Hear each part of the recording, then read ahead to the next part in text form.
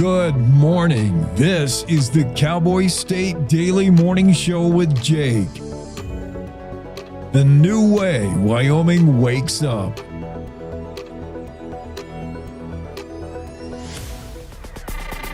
It's time to take a look at what's happening around Wyoming. From the Cowboy State Daily News Center, I'm Mac Watson. A Laramie man who pleaded guilty Tuesday for saying he might assassinate Governor Mark Gordon says his Facebook rant has cost him his apartment, his job, and college future. Cowboy State Daily's Colby Fedor reports that Dawson Cooley says he regrets his actions. Back in April, Dawson Cooley was accused of making death threats online to Governor Mark Gordon. Cooley wrote on Facebook, "Gov Gordy, if I have to talk to you with a gun in your office, so be it." He added, "and I might assassinate you." Cowboy State Daily spoke to Cooley after his sentencing, and he expressed deep remorse for his actions.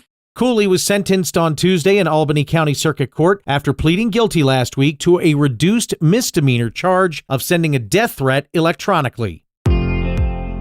Numerous Wyoming Republicans are claiming some degree of credit for a trans sports ban championed by Senator Wendy Schuler. Cowboy State Daily's Claire McFarland reports that Schuler says she's happy if they think they helped, but it was the legislature that got the bill, quote, across the finish line. So it became a debate when Senator Tara Nethercott did a post saying, hey, let's give credit where it's due, because she was recognizing that a lot of people and their caucuses were campaigning on the issue. The Freedom Caucus is one that is taking some credit for the trans sports bans. When I asked Senator Wendy Schuler, she didn't really want to speculate on whether it would or would not have happened without the Freedom Caucus, but she did say it takes a village. Schuler's first blanket trans sports ban failed the State House of Representatives in 2022. Her second ban for grades 7 through 12 passed the legislature with 79 Republican lawmakers in favor. So did her third girls' sports bill, extending the ban to college. I'll be back with more news from the Cowboy State Daily News Center right after this.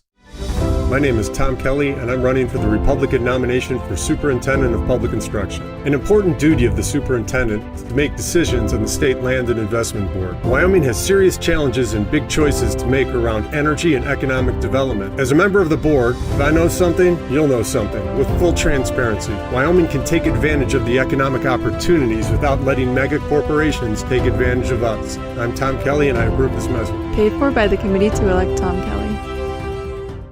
There's an incredibly important election coming up in your state, and I'm asking all of you to get out and vote for Megan Degenfelder to be the next governor of Wyoming. She's a strong conservative and a true American First patriot. As governor, she will work tirelessly to champion Wyoming's values, protect our amazing farmers and ranchers, and safeguard Wyoming's public lands. She has my complete and total endorsement. Vote for Megan Degenfelder. I'm Megan Degenfelder, a sixth-generation Wyomingite and a lifelong conservative fighter. As state superintendent, we banned boys from girls' sports, protected parental rights, and fought the radicals' agenda. As governor, I will unleash energy dominance, support law enforcement, and oppose any tax hikes. I'm proud that President Trump and Congresswoman Hageman have endorsed my campaign. They know I'll deliver for Wyoming. I'm Megan Degenfelder, and I humbly ask for your vote. Paid for by Megan for Governor. Cowboy State Daily News continues now. 7 months after allegedly kidnapping her 11-month-old son, fleeing the state, then killing the infant during a standoff with law enforcement, a trial has been set for Madeline Daly. Cowboy State Daily's Greg Johnson reports that the baby's father says, quote, "There's a special kind of evil at work here." The father is being pretty guarded. He doesn't want to say too much before the trial because he wants to let that process come through. And he says, quite frankly, he would prefer that she would be tried in a federal court, because in New Mexico, there is no death penalty, and in the federal court, there is. Since there is no death penalty in New Mexico, life in prison also can mean a convicted felon could be up for parole after 30 years. Nearly 200 people showed up Monday to discuss the safety of Teton Pass following a dump truck crash last month that killed 2 people and an out-of-control RV that barreled down the pass a week later. Cowboy State Daily's Kate Meadows reports that crashes have increased by 20% on the roadway in 5 years. Gary Kofinas, who I talked to, one of the organizers, said, this was not a government meeting. This was a community meeting, kind of formed on an ad hoc basis. Teton Pass, which carries traffic between Jackson and eastern Idaho, is one of the steepest highway grades in the continental United States. That's according to the Wyoming Highway Patrol. And that's today's news. Get your free digital subscription to Wyoming's only statewide newspaper by hitting that daily newsletter button at cowboystatedaily.com. I'm Mac Watson for Cowboy State Daily. Jason, let's go see your room.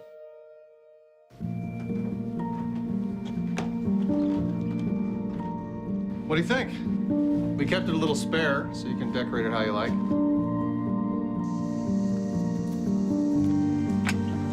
Dinner! Go?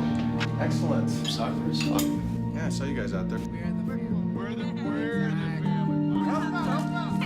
Yeah! Oh, I thought you were on my team.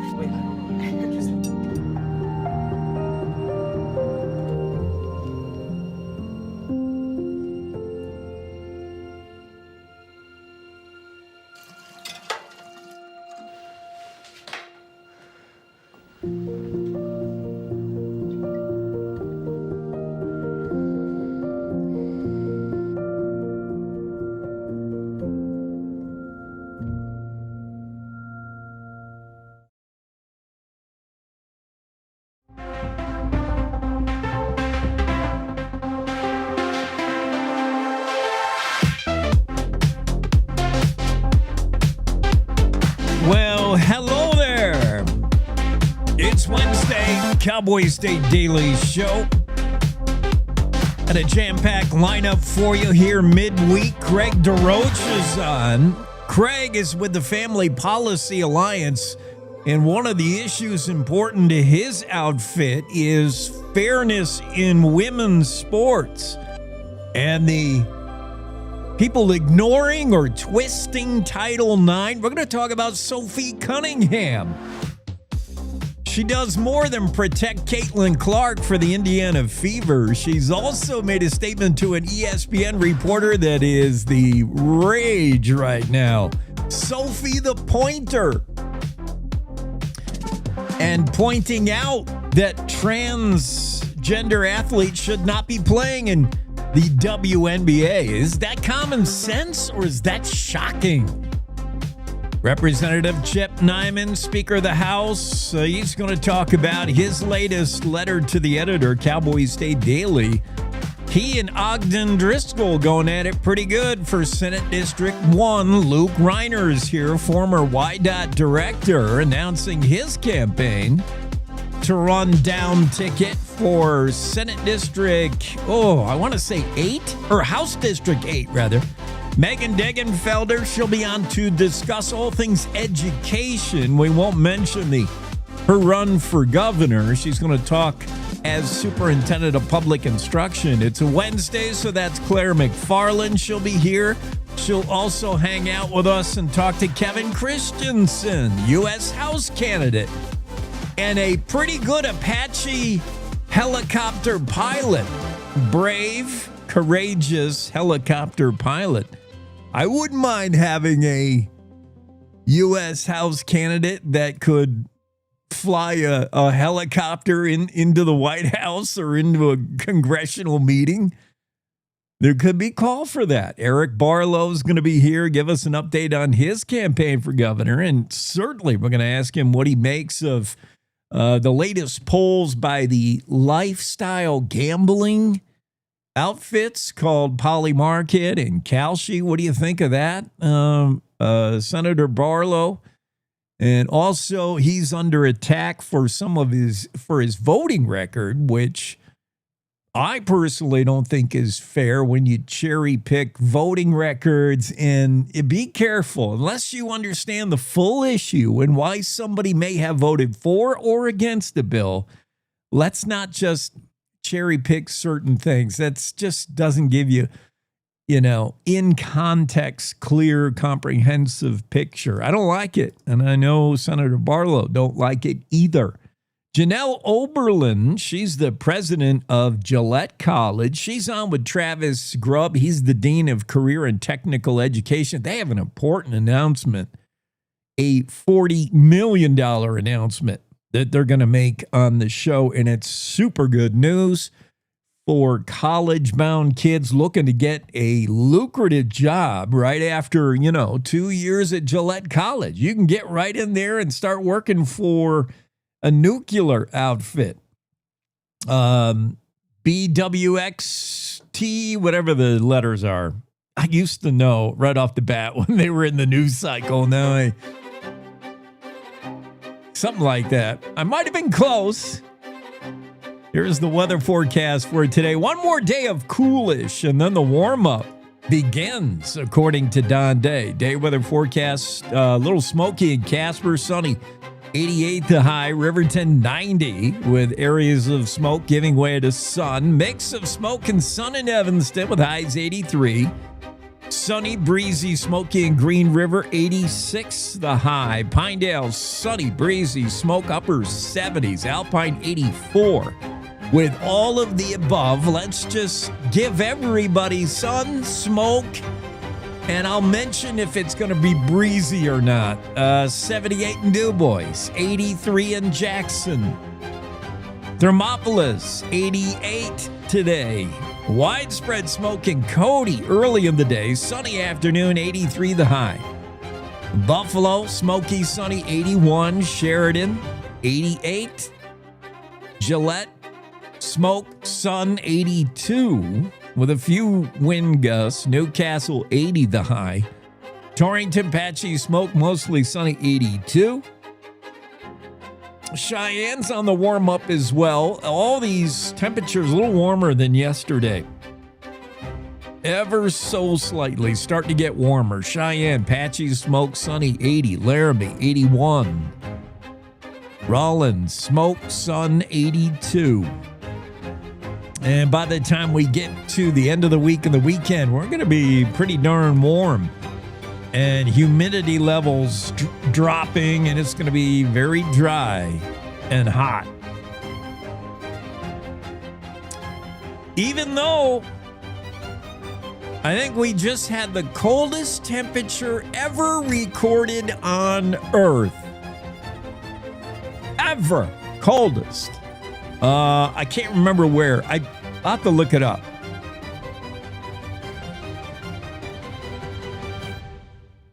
I think I saved it. Yeah, here it is. New York Post story. Lowest temperature on Earth was just recorded, even amid a global heat wave. Certainly all of us in the United States at one time or another have felt a pretty impressive heat wave. July, I mean, that was a record breaker for Wyoming. By the way, morning temperatures around the state to begin the day today, seeing a lot of 30s. Yeah, like mid-upper 30s and low 40s. I think there was a Montana town that had the biggest difference in temperature you'll ever see. Havre? I'm sure that's not how you say it. At one time, I did look up how you say Havre, Montana. Havre? I think it's Havre, but I'm not sure. Maybe, I hate guessing. I like being right. Havre, Montana, pronounce. Let's let AI do something. Havre. Okay,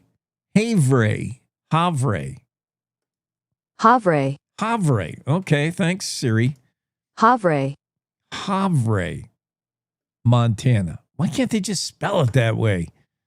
Havre last Saturday, August 1st, last Saturday, was 106 for a high, which is not unusual. That area of Montana, the Black Hills, northeast Wyoming, has just been baking all for the second half of July and to start August. Just been so hot up there. Havre, 106 on August 1st. On August 4th, Tuesday, they had a record low 40. That's a 66-degree difference. Can you blame that on cow farts and cow burps? I don't know. Let's go back to the coldest temperature on the planet. Even as the U.S. breaks record highs, Europe is in some kind of heat wave that's just caused wildfires in 3 different countries. But last month, during the heat wave of July, that late July, on July 18th, Antarctica's Concordia Research Station recorded a frigid temperature of 119.4 below 0 Fahrenheit. What's that on the C scale? Can people do the conversion on the fly in their head? I can't. Minus 84 Celsius. That was on July 18th. That's the coldest temperature ever recorded on planet Earth. Holy mackerel. Yeah, that's pretty impressive. Coldest temperature 14 years ago was when the previous record was set. And now even colder. So while the whole globe bakes, it seems, in a heat wave, as Don Day says all the time, just like sort of like a balloon, if you squeeze it in one place, and another place, it has to expand. If it's high one place, it's low in another. If it's awful weather, raining like the dickens, then somewhere it's just dry and sunny. I guess he's right. Pretty smart. Record low. And then in Havre, Montana, 106 on Saturday, 40 on Tuesday, just 3 days later. Crazy weather. Don Day will be here with a day weather forecast next hour. We'll chat with him about what is going on with weather. Stories today we want to get to in the Cowboy State Daily. We got a handful that just highlight for me. And again, this is Jake's opinion. No one else's. These stories I group together under the common theme of lock them up, put them away, get them mental help. The Laramie man who made statements about how he was going to shoot the governor. Oh, he's really sorry now after he's caught, but dude, you need help. In fact, part of the plea deal that he made, is he will seek professional help. And I believe he told Colby Fedor for the Cowboy State Daily in the story that he's considered getting mental health assistance before he went off. He's like, I realize now I shouldn't have popped off. I lost my housing. I lost a potential job, and maybe my college future is at risk, says Dawson Cooley. If I could go back and not do that, I would for sure. That's a negative way to put that, isn't it? Isn't that kind of that's stating it in the negative? If I can go back and not do that, I would.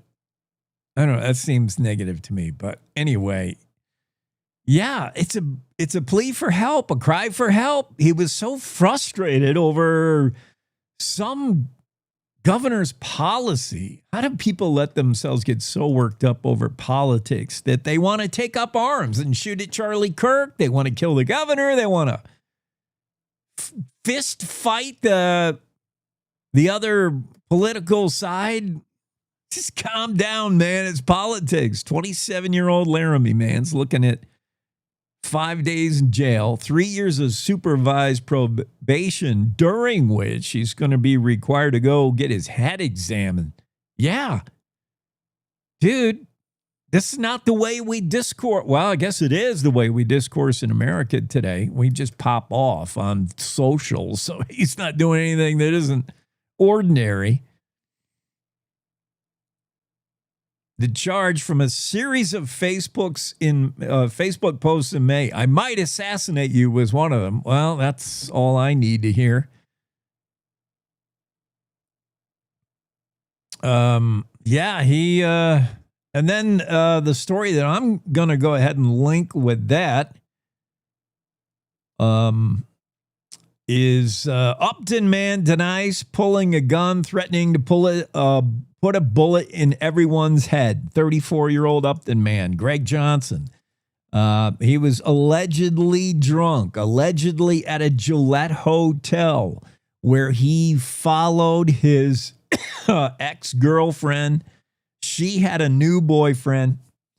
She was with the new boyfriend at the National 9.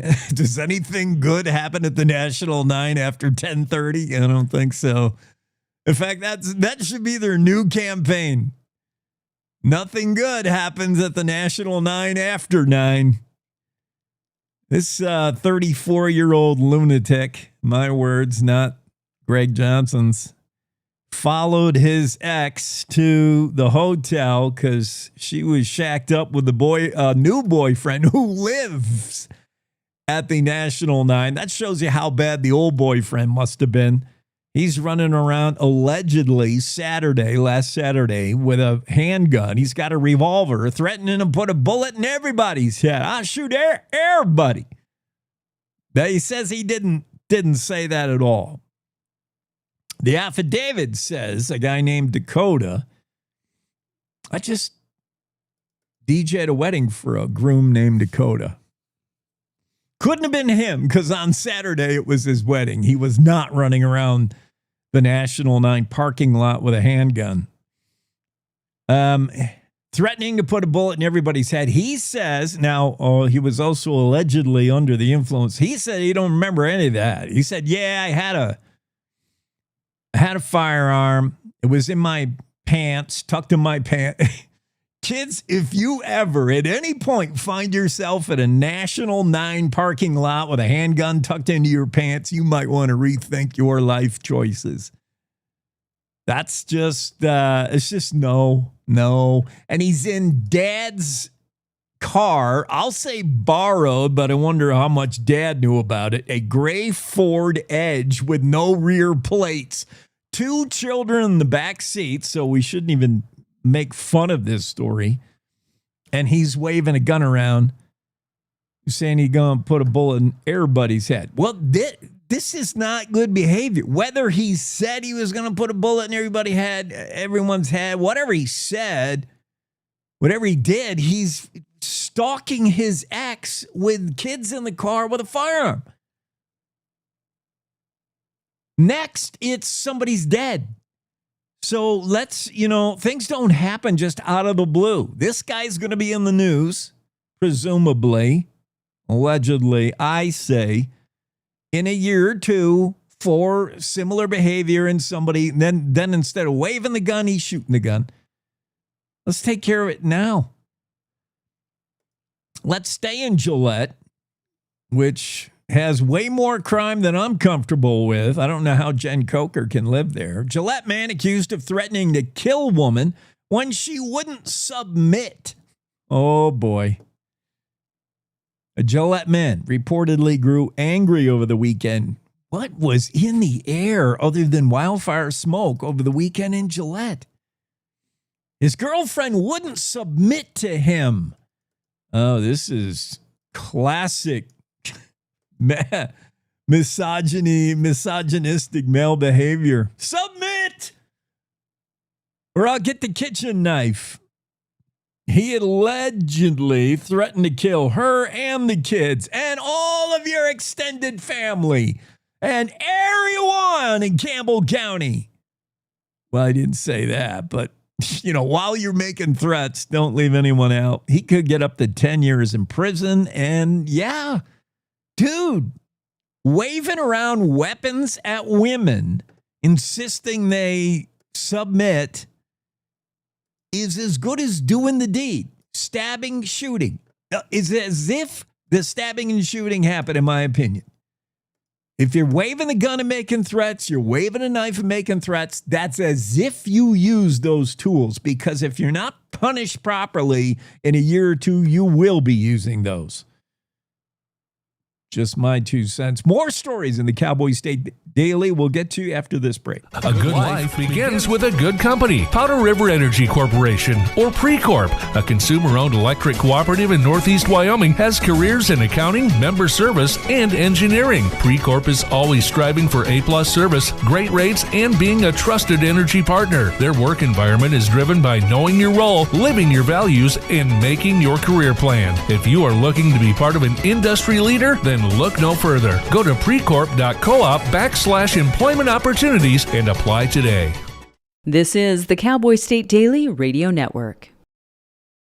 At Cowboy State Daily, we cover everything, like the issues you care about. Property tax legislation has caused Bighorn County Search and Rescue to see huge cuts in their budget for operating. Politics. They launched in September after the killing of Charlie Kirk, calling for civility in politics. This election season, they released a pledge. We cover Wyoming like no one else can. This is Cowboy State Daily.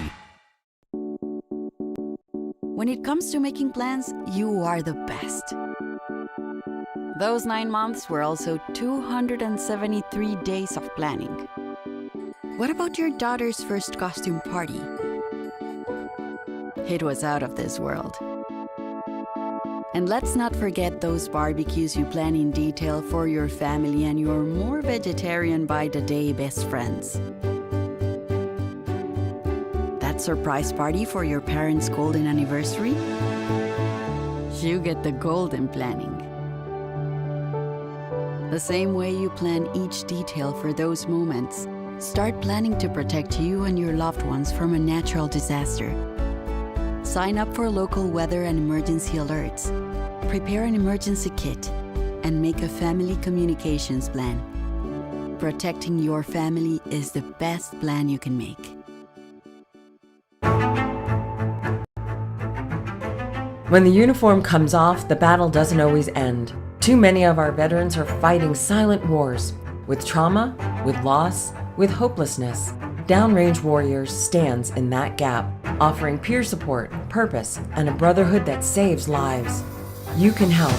Visit downrangewarriors.org because no warrior should ever walk alone. Hope is waiting. Be the reason they find it.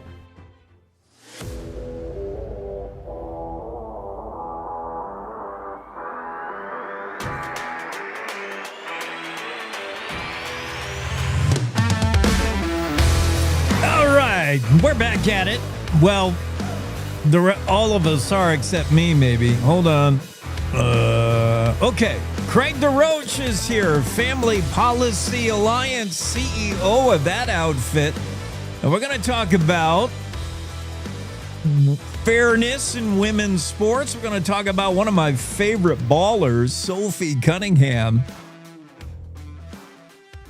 The pointer.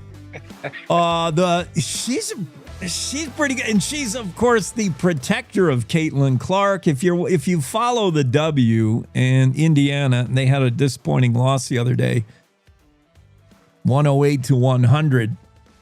Then you know Sophie Cunningham is an emerging star in the sport of basketball. Pretty good 3-point shooter, and if anybody so much as mean mugs Caitlin Clark or looks at her wrong, Sophie's going to bring down the hammer. So meanwhile, she's in the news for all the wrong reasons, I guess. She was asked by an ESPN reporter, if you haven't been following this, an ESPN profile, she said last month she wanted to protect young girls in a locker room, protect young girls in a sport who shouldn't have to go against biological men. Sounds like a common sense statement, but it is touched off a firestorm yet again over the bastardization of Title IX, what we think it means. Are we ignoring it or twisting it to suit our agenda or what? I guess that's where we're going to start, Craig. And I'm putting you right into the broiling pot here. Craig DeRoche is with us. Yeah, what do you make of this? Well, first of all, it's great to see you, Jake. I love your studio better than anybody I talked to on the entire planet. And man, this issue is cooking. You're right. It is hot. I'm from Detroit, Bad Boys when I was growing up. So she's like a Bill Lambier out there. She really is tough. You guys got to check her out. Fun to watch. But what she's doing right now is actually a really big deal. She is becoming, within a week or two, one of the biggest civil rights leaders for young girls and adult women, really, and taking on everybody, the political parties, the corporate America, you name it, by speaking a truth that about 80% of Americans agree with. And normally when somebody does that, people let it go or they back off. In this case, it is just nuts, Jake, what's going on with the WNBA and the media. Just crazy. Yeah. Well, Craig, where do you get that notion of 80%? Because I want to try to understand who is on the other side. Certainly, if you are transgender, you might feel like you're not included. But we're in a world of, inclusion. Everybody's got to be included. But that percentage of people who are transgender is like, point something. And then there's others who just want to take up that mantle, take up that cause because maybe, I don't know, I don't want to put labels on them, they're woke or whatever, but they don't have a dog in the fight. They don't even know anyone who's transgender. Who are the 20%, Craig? And where do you get that number?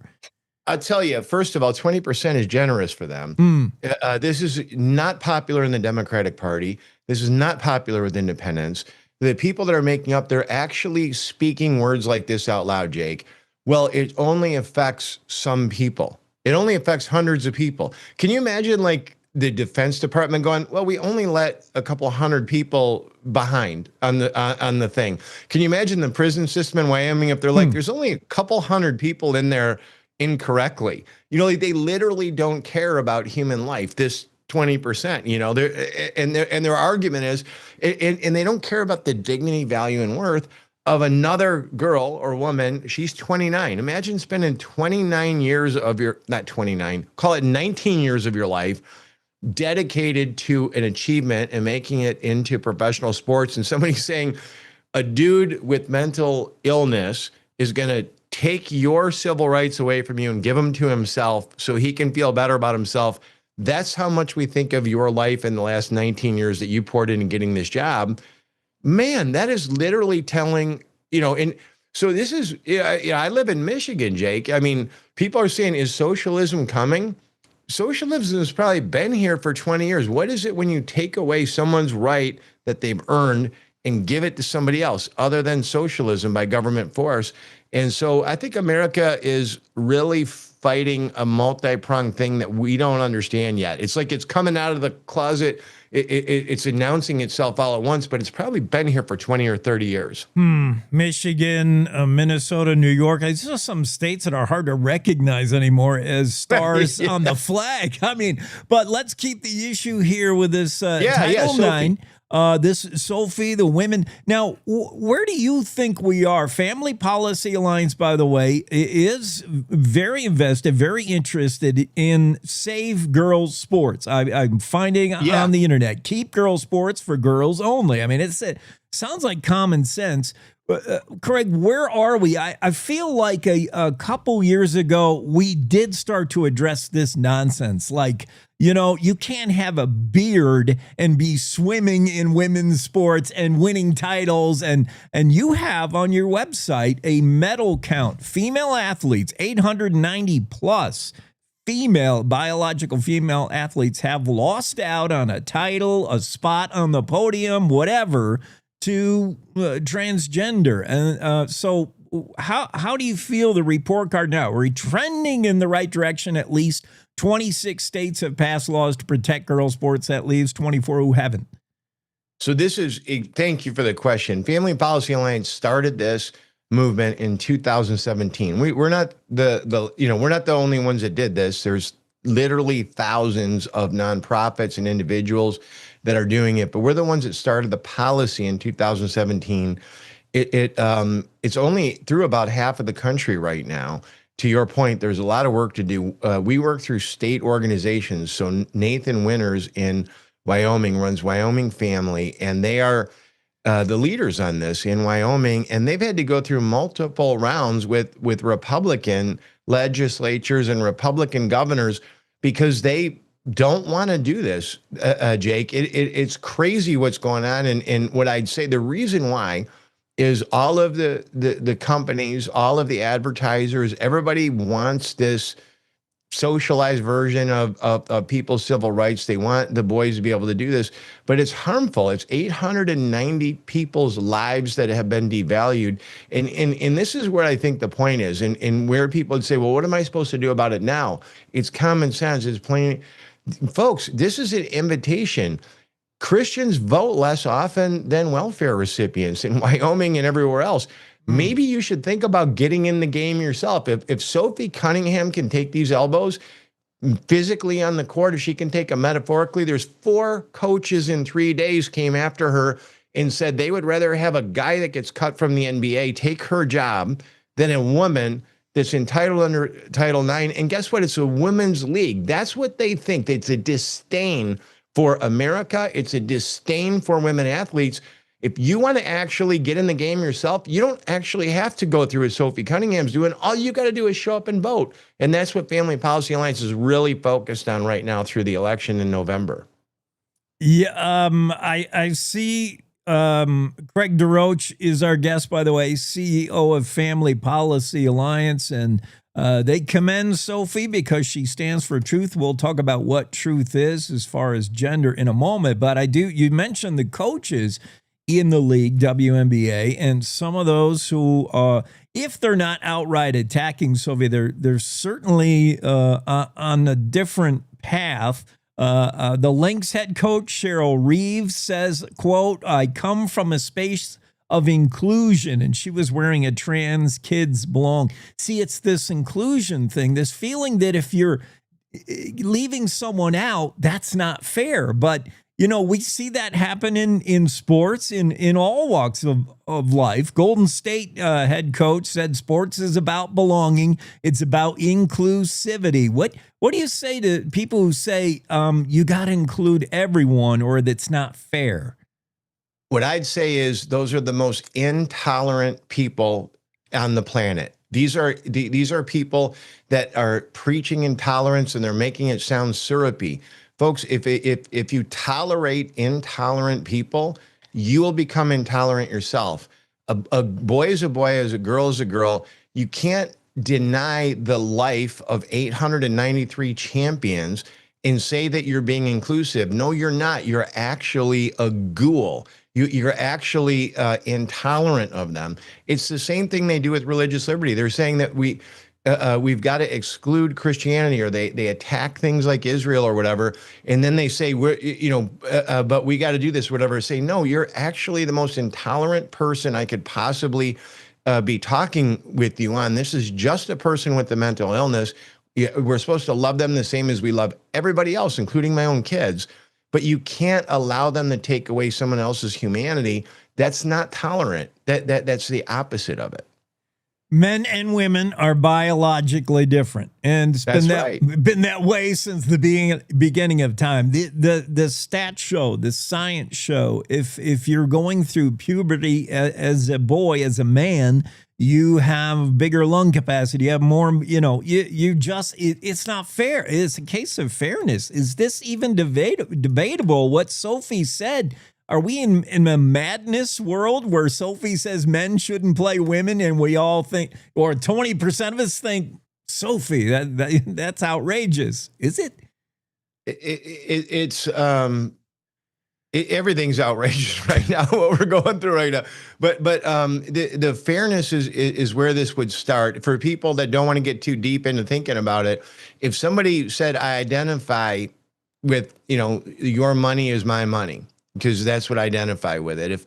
If I'll pick on teams. If the University of Michigan's football team said, we now identify as the University of Georgia, everybody would know how ridiculous that is. If people did it across races, if they did it across other things, people would say, no, you can't do that, right? That's not tolerant. That's not fair. But even, bringing it down to a different example of how the world has changed in the last 10 years. Do you remember the World Series, the Junior World Series, the youth one, where a bunch of kids in some countries, with the countries probably helped doctored birth certificates? Yeah. And they had a bunch of, like 20-year-olds playing in this, under 16, and they did it because they would get attention. So they could get, the eyes of the Major League Baseball and everything. And so they felt that they could just deny and take over the entire sport and do that. The whole world rejected that, including most of the left. 10 years later, they're saying you can't be a 20-year-old playing in the under 16. That's not fair. And it was widely rejected. Here we are with something just as simple, Jake. And people can't understand it because we're so twisted up by the words of the left right now in America. Yeah. What numbers or letters on a birth certificate are we going to acknowledge are true, right, just, correct? Your date of birth. I think we can decide that that's a real number. F or M. I think some of us can't decide whether that's a real letter or not. Craig, who's doing it? Who's doing it? It's the lawyers, right? That are a lot of people on the left, and they counsel other people. I had a daughter actually take the LSAT. This is one of my favorite stories about it. They had 26 different genders on the LSAT application. Oh. She said, "Dad, I want you to see this." And then it said, "Are you left-handed or right-handed?" That was it. It didn't say, "Are you ambidextrous?" or anything else. Now, I'm a hockey player, right? Plenty of people are right-handed, play left, right? And I can write left-handed, everything else. But I'm like, these people are so insulated in their political ideology is all they're trying to advance. They don't care about other people. They say that you're 26 genders, but they're unaware that some people can, golf or play hockey with their left hand on their questionnaire. And that just, helped me understand that they're not trying to be fair. They're not trying to be tolerant. They're trying to advance an agenda, and they're trying to attack truth. Exactly what you just said by saying we want the government to be able to do it. It's very consistent with DEI. We want to assign value to you based on how we perceive it, not on a meritocracy.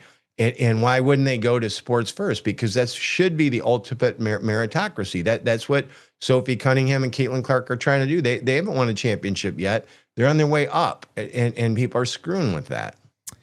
Yeah, I mean, these are just all, like we said, it's a bigger picture. It's fairness in women's sports, it's Title IX, but it's also what happens when a society departs from a true north, when you don't acknowledge there is a right, wrong, there is a just, unjust. Do you feel, what do you know of Title IX? I mean, this was once, women should be heralding this Title IX they worked hard to get a Title IX through, and now we see it either ignored or twisted into somebody else's interpretation. It's weird. Title IX, for everybody that doesn't know what we're talking about, there were 250,000 women playing high school sports, girls, 2.5 million boys. No investment, no care. Now, I'm a parent of 3 daughters. It's not about winning championships always. It's about character development. It's part of your education. It's about being a team player. It's about not getting participation trophies like you get in most classrooms now. It's about earning your way in life. It prepares you for any job that you want to have. And people said, you know what, girls should be treated equally to boys. Title IX. It was a civil rights passage. It was led by the left. It was embraced by the right. In large numbers. It was very bipartisan, but it was led, in fairness, on the left. They've completely abandoned that because it was based on equality, which is what our founding, we're celebrating 250 years of Thomas Jefferson's document, said we're equal. And that's what Title IX said. And now the party of Jefferson and the left has said, we don't like equality. We have to attack equality. We want to assign who's better, not any other things. And so they're actually going against the law. Thank you, Jake, for you're a student of this stuff that's going on. They're actually breaking the law. This is actually not progressive politics. This is regressive politics. This is saying, let's bring back discrimination. Let's eliminate equality. And it's for women and girls who actually make up the majority of the voters in America. So it's a bizarre twist, too, of what they're trying to do. And women are waking up. Martina Navratilova, J.K. Rowling, you take these women, they fight more fiercely than anybody on the planet against this because they actually believe in women's civil rights. Well, I mean, it's madness. Sophie Cunningham is right in the middle of it now, spokesperson de facto, and I'm sure she wanted no part of it. If you know her and follow her on socials, you know she's just a fun, bubbly personality. She's serious on the court, and she's become serious about this issue. Sophie is a Christian, declared Christian. Just this year, she said her faith keeps me grounded. So yeah, we stand with Sophie, Craig and I. And Craig, thanks for being on and highlighting this issue, fairness in women's sports. Wyoming's been there. In fact, we have a story today in the Cowboy State Daily about every politician running for office in Wyoming wants to take credit for, getting across the fence. That's fine. We all did it collectively. Wyoming has done it. It took a lot of work in Wyoming. In fairness, it took a lot of work in Wyoming for over multiple sessions. But yeah, you guys are in good shape now. Hey, thanks, Craig. Wyoming FamilyPolicyAlliance.com. Find out more about what they're doing in the world, and a world that has gone mad, Craig. Thanks for being on. Have a great Wednesday. God bless. Thank you. God bless. Bye-bye. Cowboy State Daily Show moving along here in the first hour. We're going to get with Speaker of the House, Chip Neiman, right after a short break. Stay with us. This is Robert Short, candidate for Secretary of State. I've built businesses in Wyoming, served as an election judge, and worked diligently the past 11 years as a county commissioner to create collaborations and partnerships with stakeholders around our state and nation to benefit the people of Wyoming. As your next Secretary of State, you can count on me to put these skills to work for the benefit of you, the people of Wyoming. Vote Robert Short, Secretary of State. Visit shortforstate.com for more info, paid for by Short for State. You're listening to the Cowboy State Daily Radio Network.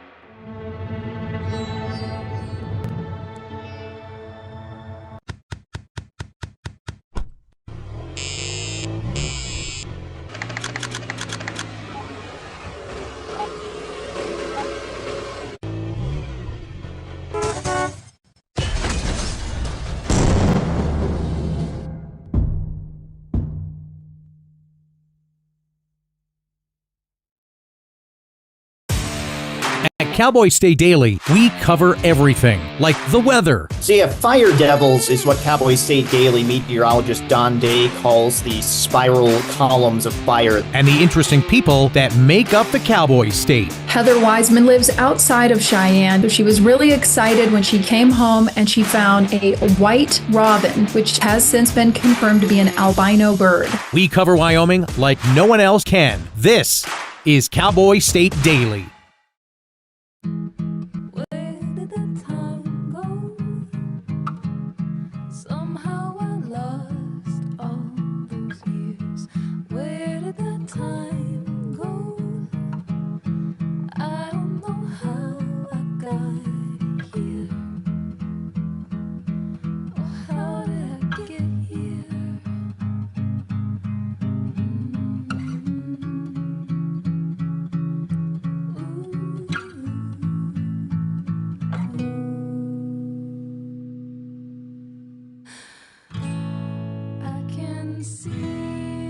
You've done the hard part. You quit smoking.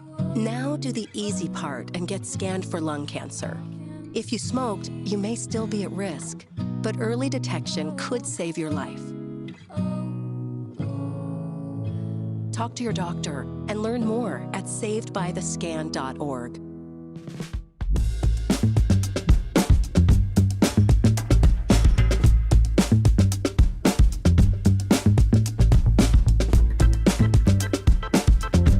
Cowboy State Daily Show with Jake. I'm just double checking to see if Claire's going to be here. I don't think so. We'll call her out. But Speaker Neiman is here.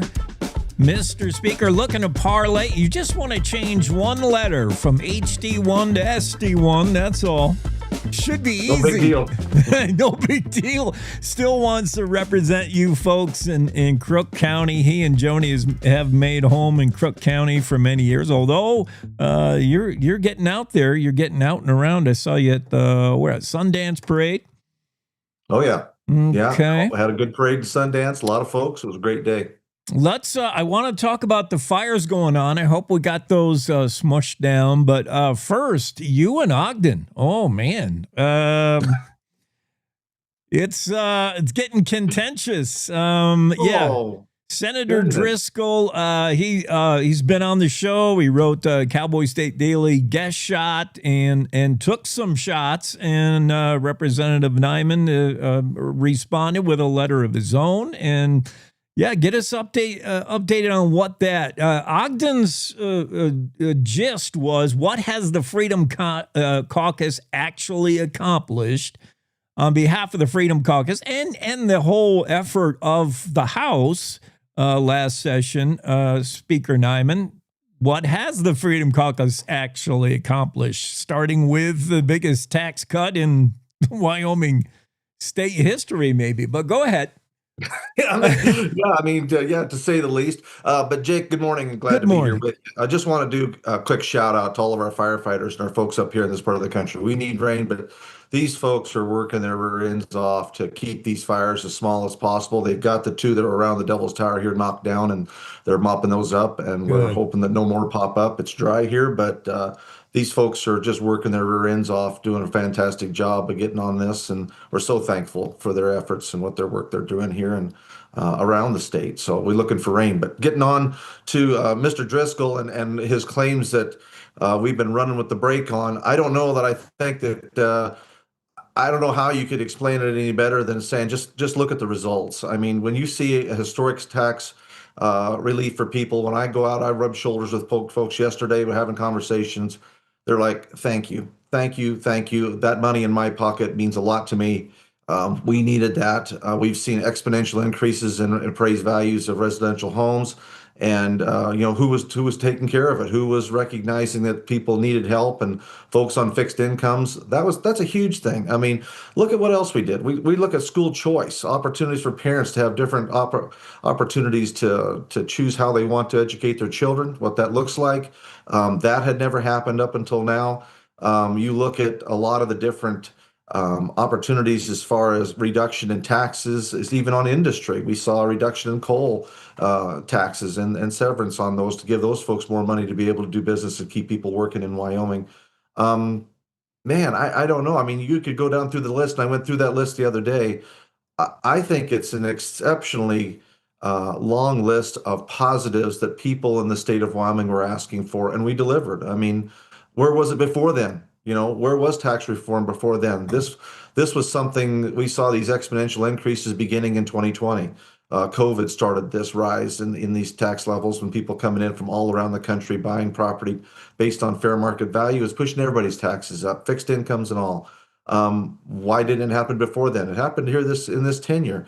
And because we worked hard and we got it done and we worked together and we did what we needed to do for the people of the state of Wyoming. And we're planning on continuing to do that if the people are willing to let us do that. Yeah, that COVID influenced property tax escalation made some counties kind of rich, living kind of fat, other counties not so much.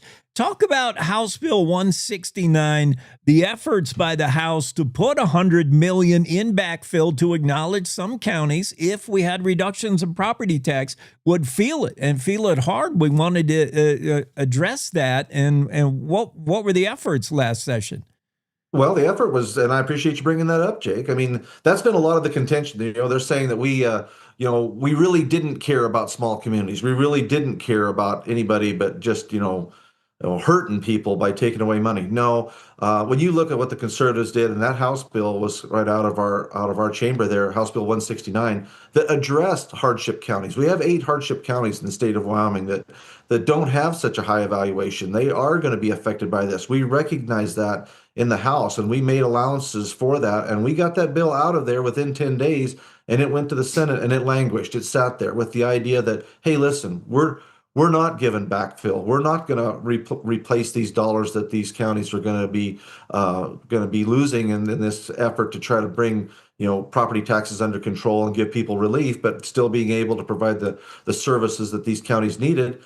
The House did that. It was in their bill. And then even when we got Senate File 69 back, because 169 was never taken up, never even picked up by the Senate. And so when we got 69 back, we did the same thing. We made an effort to amend that and put some backfill in that. And when it went back over to the Senate, that was one of the major contentions. We're not giving backfill, and we're not signing anything that has backfill. All right, well then let's have the conversation about who actually genuinely realizes where we need to be helping, where we need to be giving some backfill support. It was the House. It was the conservatives in the House that did that. And so that record needs to be straightened out. I think that is something that's very important for people to know. The conservatives in the House were working for the communities that were going to be hit hardest, and that's obvious by the legislation we passed. Speaker Neiman, you say efforts by the conservative in the House. Now, this race is been painted as Freedom Caucus trying to get into the Senate. Freedom Caucus versus the gateholder in the Senate, Senator Driscoll. Is that fair? Is that reductionary? What about the labels? I hate throwing labels around in politics. What is it? What are you trying to do to get to SD1 from HD1?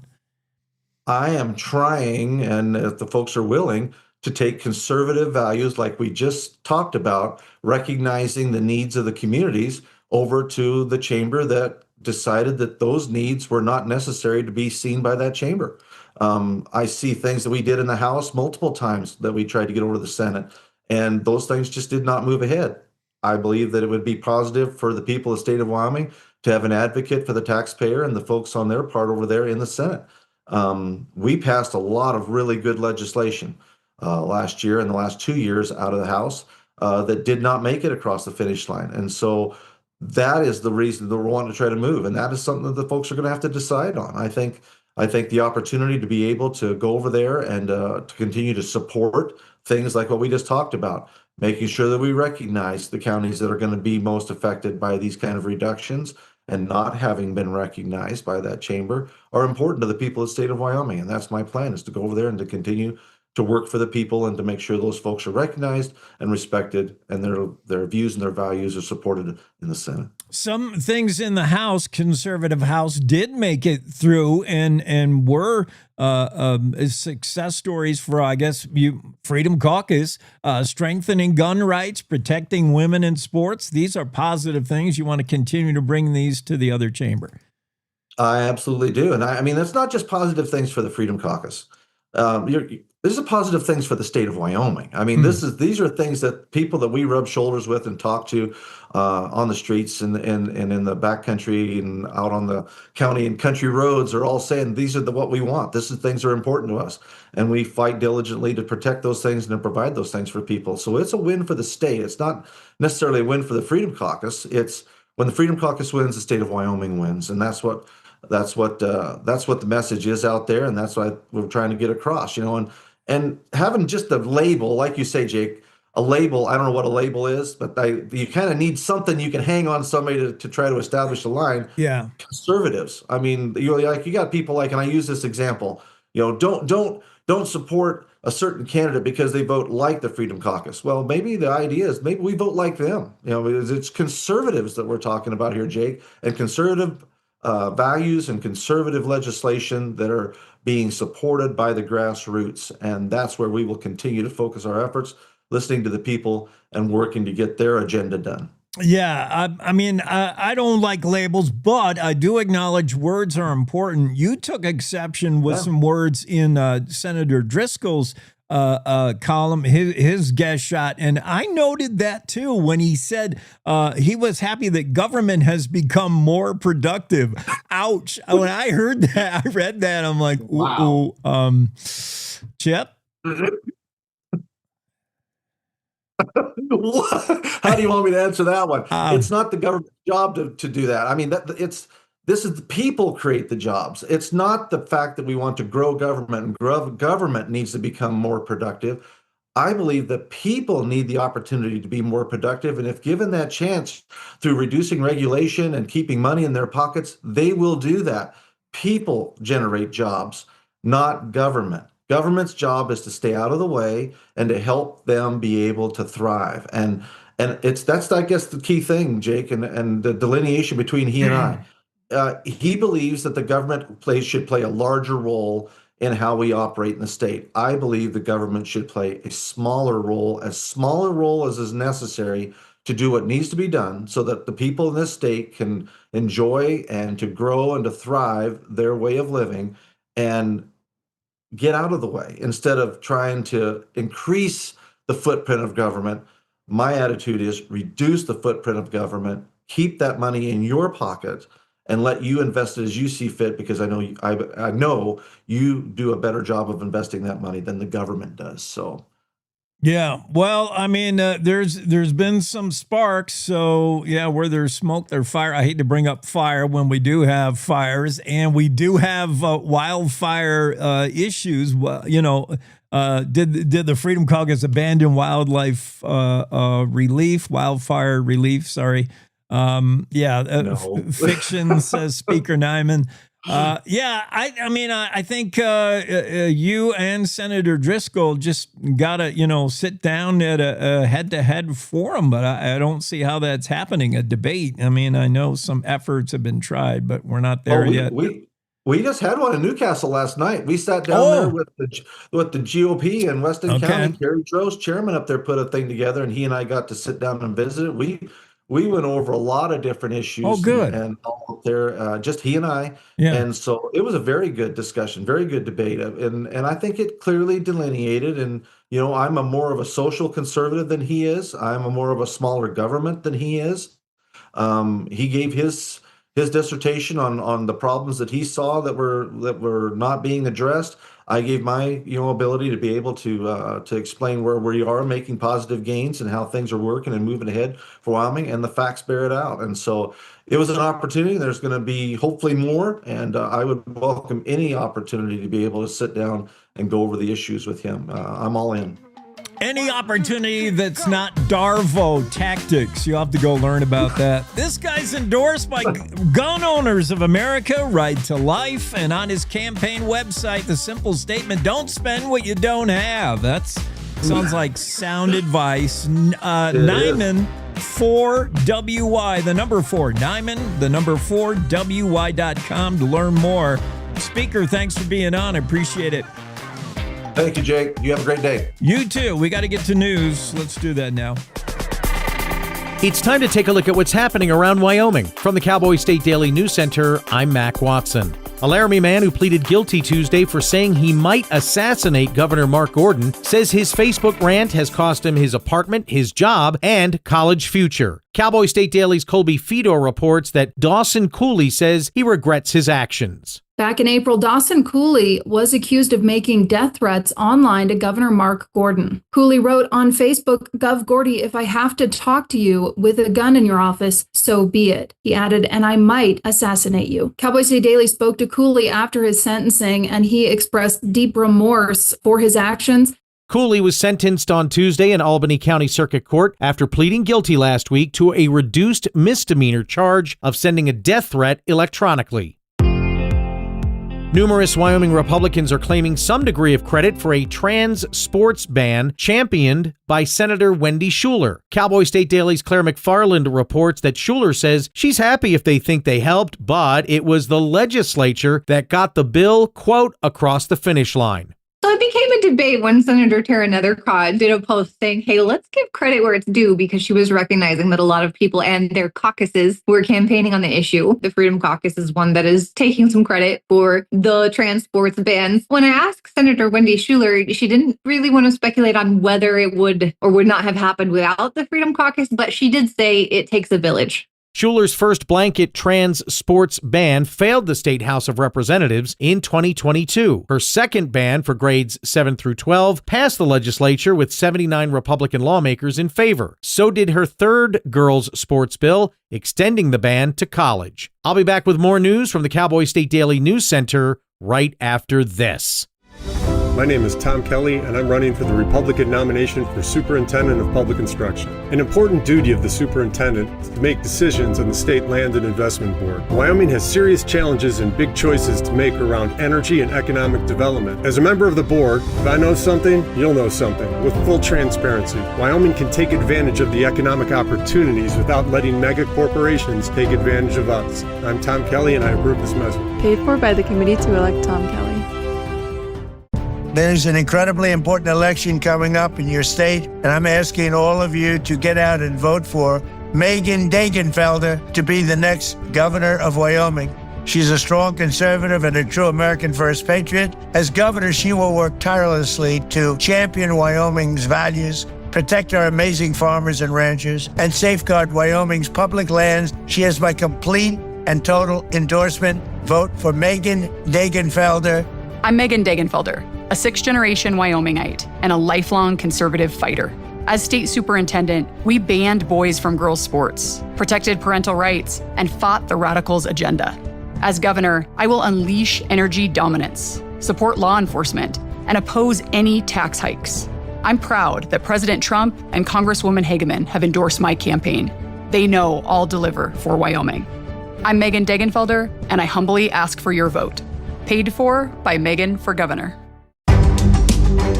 Cowboy State Daily News continues now. 7 months after allegedly kidnapping her 11-month-old son, fleeing the state, then killing the infant during a standoff with law enforcement, a trial has been set for Madeline Daly. Cowboy State Daily's Greg Johnson reports that the baby's father says, quote, "There's a special kind of evil at work here." The father is being pretty guarded. He doesn't want to say too much before the trial because he wants to let that process come through. And he says, quite frankly, he would prefer that she would be tried in a federal court because in New Mexico, there is no death penalty, and in the federal court, there is. Since there is no death penalty in New Mexico, life in prison also can mean a convicted felon could be up for parole after 30 years.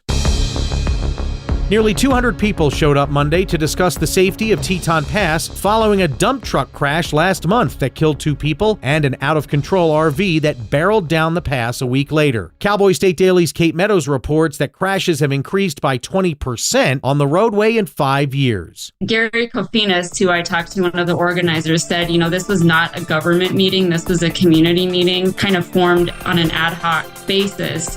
Teton Pass, which carries traffic between Jackson and eastern Idaho, is one of the steepest highway grades in the continental United States. That's according to the Wyoming Highway Patrol. And that's today's news. Get your free digital subscription to Wyoming's only statewide newspaper by hitting that daily newsletter button at cowboystatedaily.com. I'm Mac Watson for Cowboy State Daily.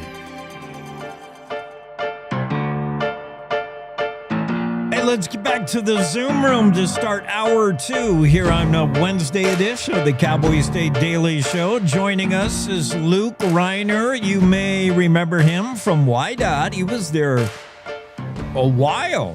Former director of Wyoming Department of Transportation. Luke is now running to become the next representative of HD8, House District 8. He'll face off against incumbent Steve Johnson. He is facing off against Steve Johnson. Winner will go up against Brenda Little on the Democratic ticket in November.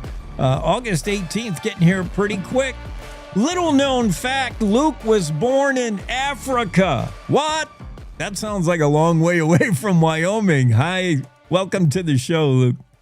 Hey, good morning, Jake. Good to be on for sure. So, what got you back into the life of service, the life of doing? I mean, you want for Wyoming. I'm sure you want what's best for Wyoming. What's motivating you to run for HD8? Yeah, Jake, that's a good fair question. Certainly, spent 36 years in the military, and I know you're familiar with that. And then you're right, 4 great years of YDOT. And I'll tell you, as I watched the session this past year, it did seem to me that I'd like to throw my hat into the ring. There's some votes that were taken, from my opponent that I thought I would have dressed differently. And I think that's how democracy works. And so I thought, hey, let me throw my hat in the ring. And so far, we're rolling along. We've knocked on almost 2,000 doors in our district.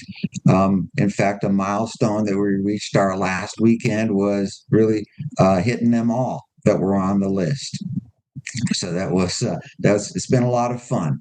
One of the decisions my wife and I made as we jumped into this race was to enjoy it, win or lose. And it has been a lot of fun, Jake, to meet people in the district. And part of the fun is, we've lived in the area for 30 years. And lots of people, as you knock on the door, say, "Hey, I know you," and you know people, you don't know exactly where they live.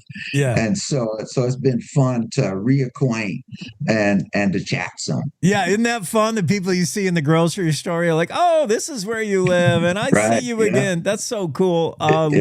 Luke Reiner is with us, former director of YDOT. Also, as he pointed out, 36 years in the U.S. military, rising to the rank of Major General. So he brings some leadership skills, I would imagine. HD8 is what? Is it Northern Cheyenne? Where is it?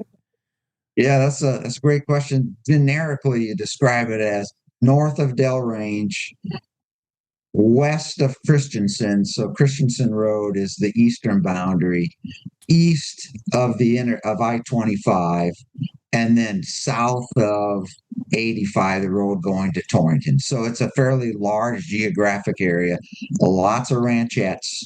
The only sort of the dense housing would be in the Point, and then a little bit in Mustang Ridge. So that requires a little bit of shoe leather hustle, I would imagine, Luke, getting out there.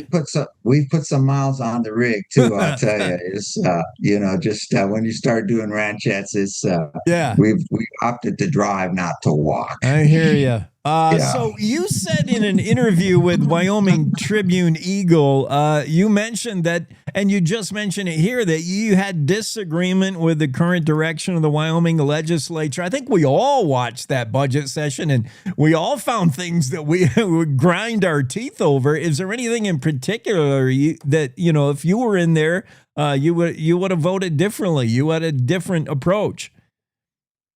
Sure. I think probably I'd mentioned two. The first one certainly was cutting $40 million from the University of Wyoming.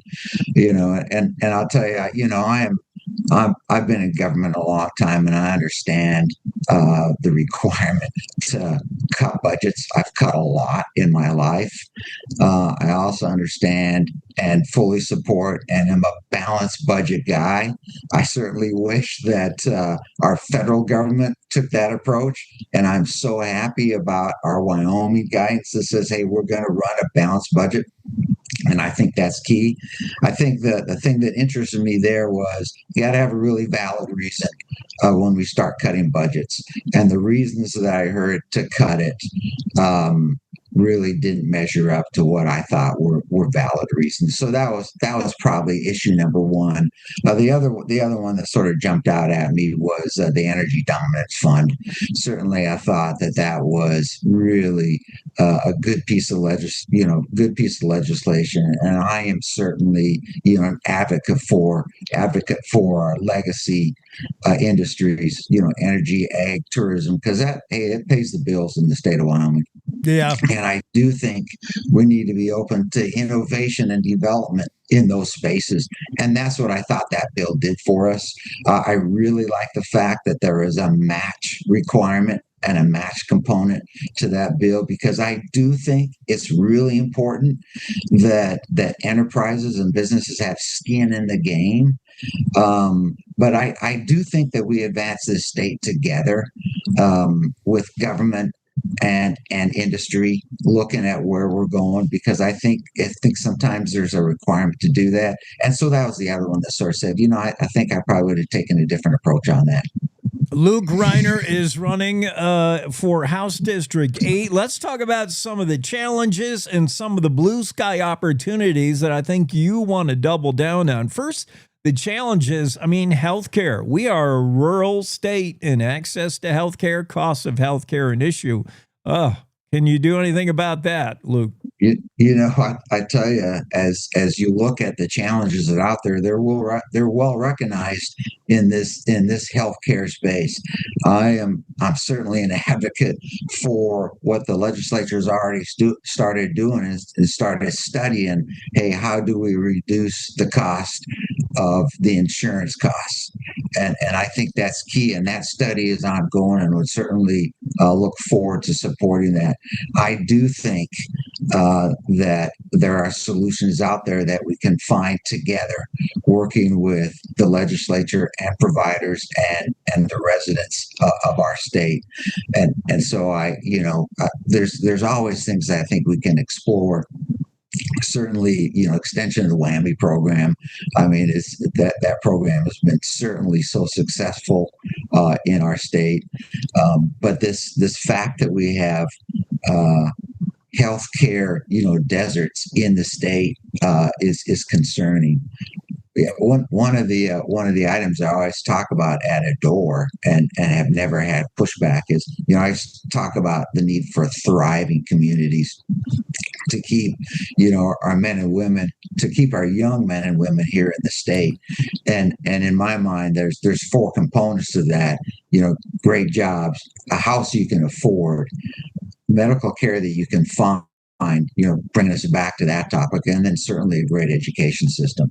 But there's no pushback from our residents that we talked about. Hey, we do need to do something on this medical side. Yeah. If it was easy, Jake, it'd be fixed already. Yeah. Right. And so I do think it takes some focused effort and some discussion across the board, which I would like to be part of. Yeah, I think we're all for, vibrant communities and a future leaving the next generation better than this one. Let's talk about retaining our youth. That's a topic. You hear that all the time. Our kids are going out of state, and that goes hand in hand maybe with one opportunity that I think you have recognized on the campaign trail: innovation and expansion in fossil fuels, minerals, and that might mean nuclear, might mean uranium. There's so many opportunities in the energy sector, and those seem like opportunities to keep our youth here, don't they? It seems like opportunities to me. As we've kicked it around in our district, and certainly with some of the educational leaders in the area, I am. It does seem like we have a mismatch. It is we have industry looking for workers and employees, and we have our young men and women going somewhere else.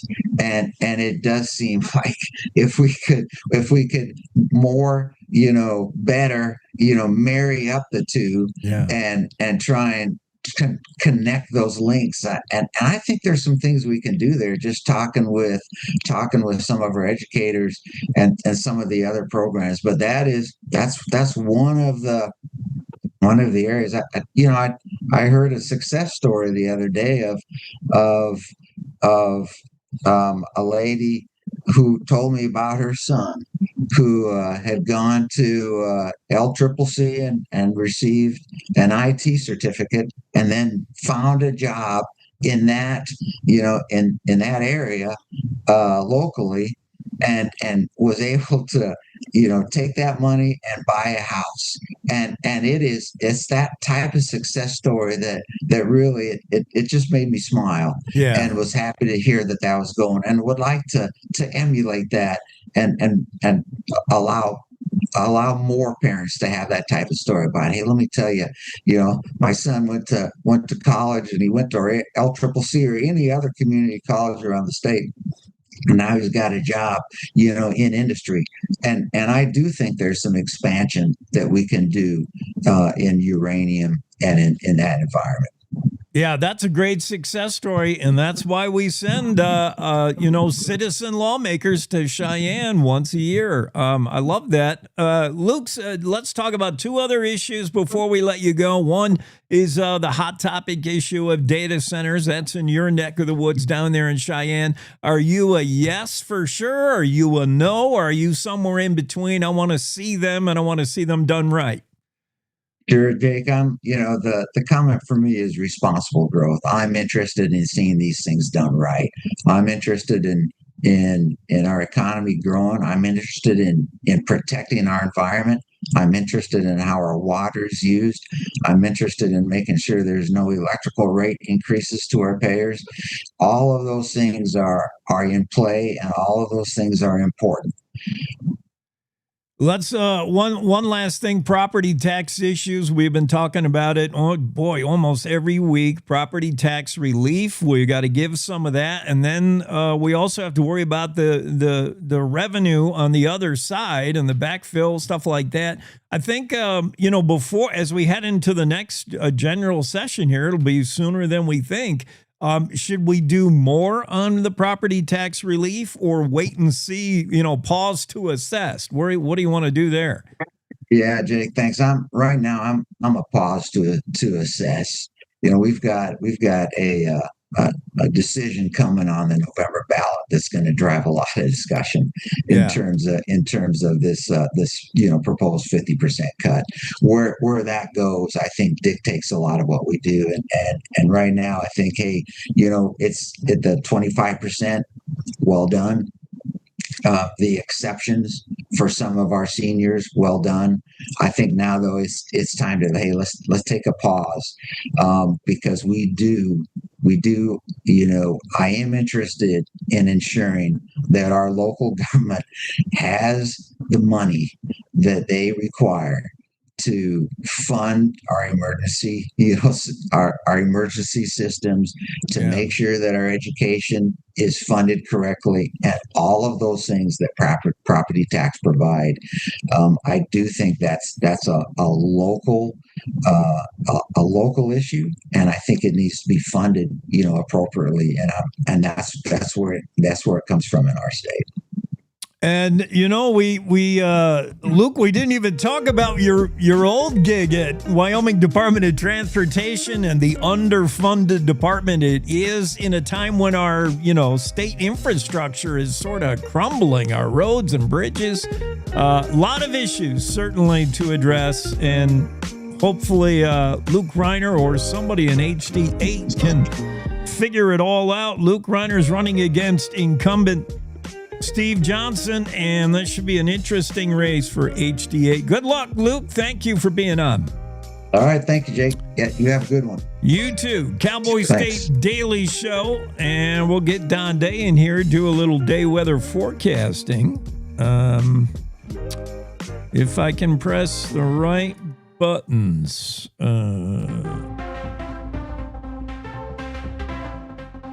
Stand by, Don. We're getting there. I think I got him. Let's see. Oh, it's Don Day. Don, it's just kind of one more day in this coolish thing before we start the warm-up. Is that where we're at today, Wednesday? Yeah. A lot of people waking up, stepping outside, and temperatures in the 40s, even some upper 30s in places. Feels like September. Dude, it's like 35 here or something it's cold. I had all the windows open, and the cats are in balls like this. Once again, your weather is hurting the cats. It's chilly. That's my goal in life. Every day I wake up, how can I make a cat's life miserable? But they're, they've been so hot. They've been actually panting last month in July, and I think we're going back there again a little bit. We will. Good news, bad news, good news. The good news is we have another day of these relatively cooler temperatures. The bad news is between Thursday and Monday, it's just going to sizzle again, and 90s. Might have some triple digits, especially on Sunday in the far east parts of the state. However, here's the other good news is after Monday of next week, I see a gradual stepping down of the heat and a gradual increase in the chances of rain across parts of Wyoming, with showers and thunderstorms returning. And really, Jake, it looks like that pattern may have some sticking power as we go towards the middle of the month. So maybe this heat wave coming on up here over the next 4 to 5 days, hopefully we're on the tail end of these hot patterns, and maybe while we can be plenty hot deep into September, it does look like maybe after this heat wave that it won't be as hot for the rest of the month. And behaving more like typically August. Get people off my back. You're right. Because July was marked by this heat dome. My goodness, we saw some records fall, and we'll get just a taste of that again, I guess, this week. But then maybe more August-like. Thanks, Don. Thank you. Day weather forecast from Don Day. Cowboy State Daily Show continues with a chat with your Superintendent of Public Instruction. Megan Degenfelder is on next after this quick break. This is Robert Short, candidate for Secretary of State. I've built businesses in Wyoming, served as an election judge, and worked diligently the past 11 years as a county commissioner to create collaborations and partnerships with stakeholders around our state and nation to benefit the people of Wyoming. As your next Secretary of State, you can count on me to put these skills to work for the benefit of you, the people of Wyoming. Vote Robert Short, Secretary of State. Visit shortforstate.com for more info, paid for by Short for State. This is the Cowboy State Daily Radio Network.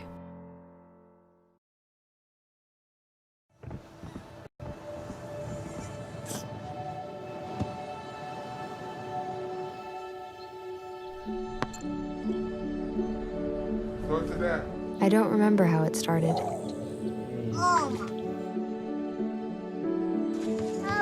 Our back and forth. Victory. Fumble. Repeat. It always came back.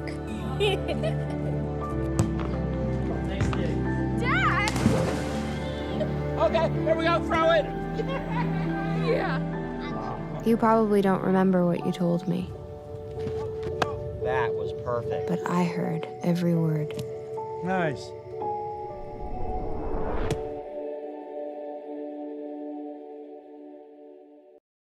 Hi, I'm Ryan Blaney, a third-generation race car driver, and we dedicate a lot of our time to going as fast as possible. My grandpa Lou is the reason why my dad and I started racing, and I'm really proud to follow in his tracks. But when my grandpa was diagnosed with Alzheimer's, it was a very unexpected bump in the road for us. I've learned a lot on this journey with my grandpa Lou, and the memories of my grandpa will always be with me. And in our family, we're used to getting involved, and I encourage you to do the same, especially when it comes to caring for your loved ones. When I think about Alzheimer's and the impact it had on my family, I recognize that losing a race isn't such a bad day after all. It's important to notice if older family members are acting differently, experiencing problems with their memory, or having trouble with routine tasks. Talking about Alzheimer's can be really tough, but if you notice something, have a conversation with your loved one. Encourage them to see a doctor or offer to go with them. Early detection of Alzheimer's can give your family time to explore support services, make a plan for the future, and access available treatments. If you or your family are noticing changes, it could be Alzheimer's. Talk about seeing a doctor together.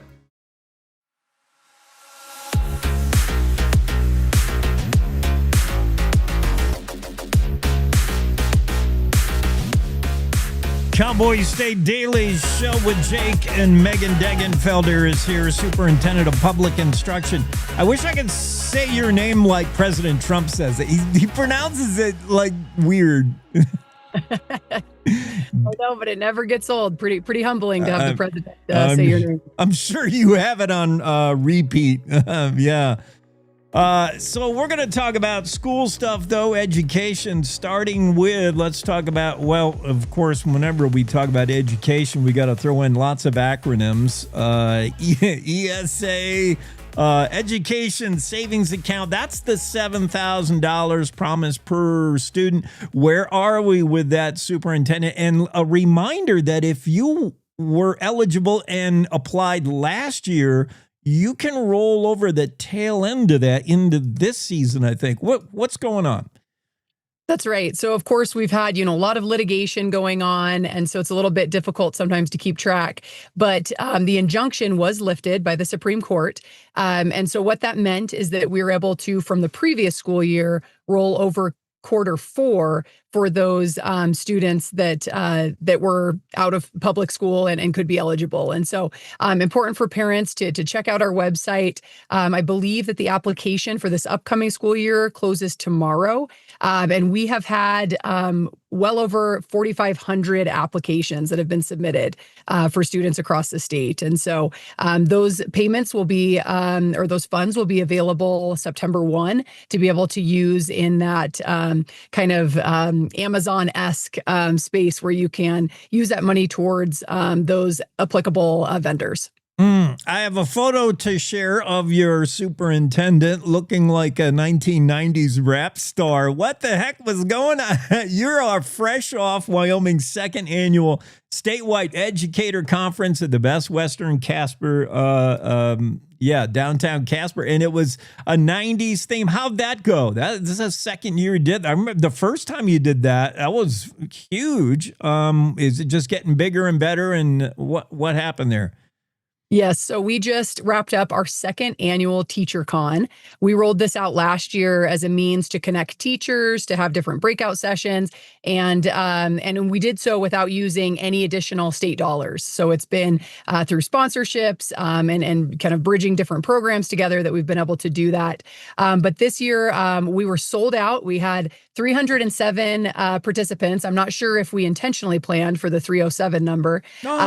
But it was pretty great. Totally sold out crowd. We had a 90s theme that got everyone very excited. And it was great to see teachers that took time out of their summer break to participate in the conference. And we had different breakout tracks. We had literacy, special education, school leaders. And so it was a really great event. Another conference coming up August 12th and 13th, Native American Education Conference. That's in Riverton. Yes, I will be there to kick that conference off as well. We've done that for many years.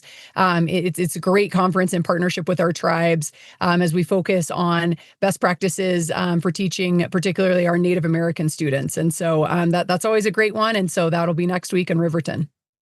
Superintendent is also, I see in the news, convening a state working group on special education. This is to make sure educators are serving students with disabilities, but also following federal and state guidelines and requirements. Have these changed? Is that why we have to look at SPED again? Well, we're always, monitoring districts across the state. And you recall, we had a special monitoring visit and report for Sweetwater County School District number 1. All right. And a lot of the things identified there as part of the action and required steps was around our special education certified personnel and who's doing what in a district. And so, the department, we don't ever want to be punitive. We want to do best for kids. And so what this has opened our eyes to is we need to get some guidance out there to districts to make sure that this isn't happening in districts across the state. Federal law requires a free and appropriate public education for students with disabilities. And it requires also that the students with disabilities have specially designed instruction, SDI. And so that is what we always want to make sure. And that requires that teachers that are instructing students with disabilities are certified. Now, as we start to get into substitute teachers, exception authorizations, the like, we need to make sure that those teachers are under the supervision of fully certified teachers. So when it comes to our special education students, we need to ensure that they are getting the services that they deserve, and guidance is necessary across the state. But to do that, we're bringing together a group of different stakeholders to be able to provide the most appropriate guidance that will help our districts. Superintendent Degenfelder, if you're going to be in Riverton on August 12th and 13th for that conference, how are you also going to be attending the members of Joint Education Committee? There's a 2-day thing going on. What are they going to discuss? What's happening there? And how can you be in 2 places at once? Well, that's right. I will be in Riverton for the conference. And so hoping to maybe tune in virtually to that meeting. But actually, they're going to be going through bill drafts. I think there's, upwards of 5 or 6 bills that are before the committee. And so the Department of Education isn't on the agenda, surprisingly enough. But I'm sure we'll be weighing in on some of those bills. So I haven't even gotten through all the bills yet. They just recently dropped. But yes, the Joint Education Committee is going to meet. And then I believe the week after or a couple weeks later, Recalibration Committee meets as well. So fast and furious for the interim. Under the direction of Carla Jean Ludman, shout out to Upton High School's Future Business Leaders of America. How about those kids? Man, we've got the best and brightest, I tell you what, and especially with these career and technical student organizations, they're doing great work. They went down to San Antonio to compete in the National Leadership Conference, and from what I understand, just took away all the hardware and brought it back to Wyoming. Great job. Anything else, Superintendent, while we have you? No, just would, urge everyone to think about our teachers as they gear up for the upcoming school year. We're also going to be rolling out the Y-Top assessment results in the coming months. And so a lot to celebrate. We have the greatest teachers in the state, and we'll keep delivering for them. Oh, we know that. I can't believe we start like mid-month this month. Some public schools are getting back in. That seems early. It's that time of year, so it's exciting. All right. Thank you so much for being on. Appreciate it. Thanks, Jake. Superintendent of Public Instruction, Megan Degenfelder, joining us on this Wednesday. I think we have her once a month as superintendent, and I'm sure we'll get with her again on the campaign trail as she runs for governor, of course. More coming up. Andrew Rossi will be on the show in a little bit. Next hour, Claire McFarland, Kevin Christenson running for U.S. House, bringing some military background, and I think he's the only House candidate I know that can fly an Apache helicopter. I think that should be like the first requirement for an elected official. Can you fly a combat helicopter? Jared Petrino's on next hour to talk UW sports. Also, got a busy Wednesday coming for you on the Cowboy State Daily Show with Jake. We got to take a quick break, come back with Andrew Rossi, see what he's up to after that. A good life begins with a good company. Powder River Energy Corporation, or Precorp, a consumer-owned electric cooperative in Northeast Wyoming, has careers in accounting, member service, and engineering. Precorp is always striving for A-plus service, great rates, and being a trusted energy partner. Their work environment is driven by knowing your role, living your values, and making your career plan. If you are looking to be part of an industry leader, then look no further. Go to precorp.coop/employment opportunities and apply today. You're listening to the Cowboy State Daily Radio Network.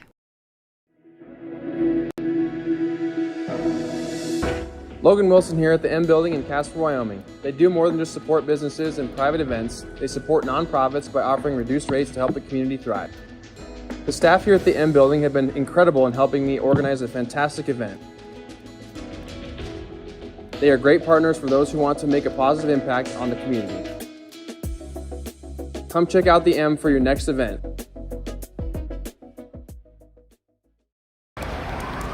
Hate is loud.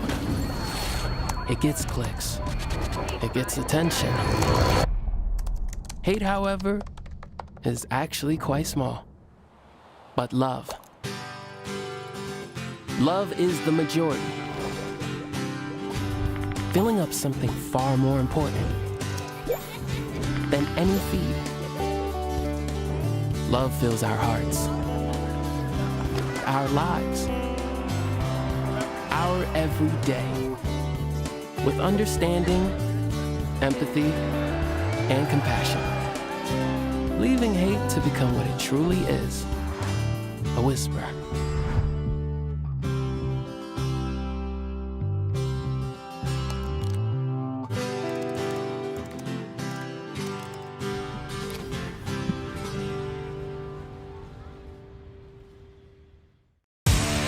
At Cowboy State Daily, we cover everything Wyoming, like the 2026 elections. The White House, they sent Senate President Bo Biteman a letter that's basically an attaboy saying, wow, good job, Senate. The outdoors. The last time they had a proposed hunting season, they would have issued 20 hunting tags. And the issues you care about. The report came out and it shows the school district to be in violation. Covering Wyoming like nobody else can. This is Cowboy State Daily.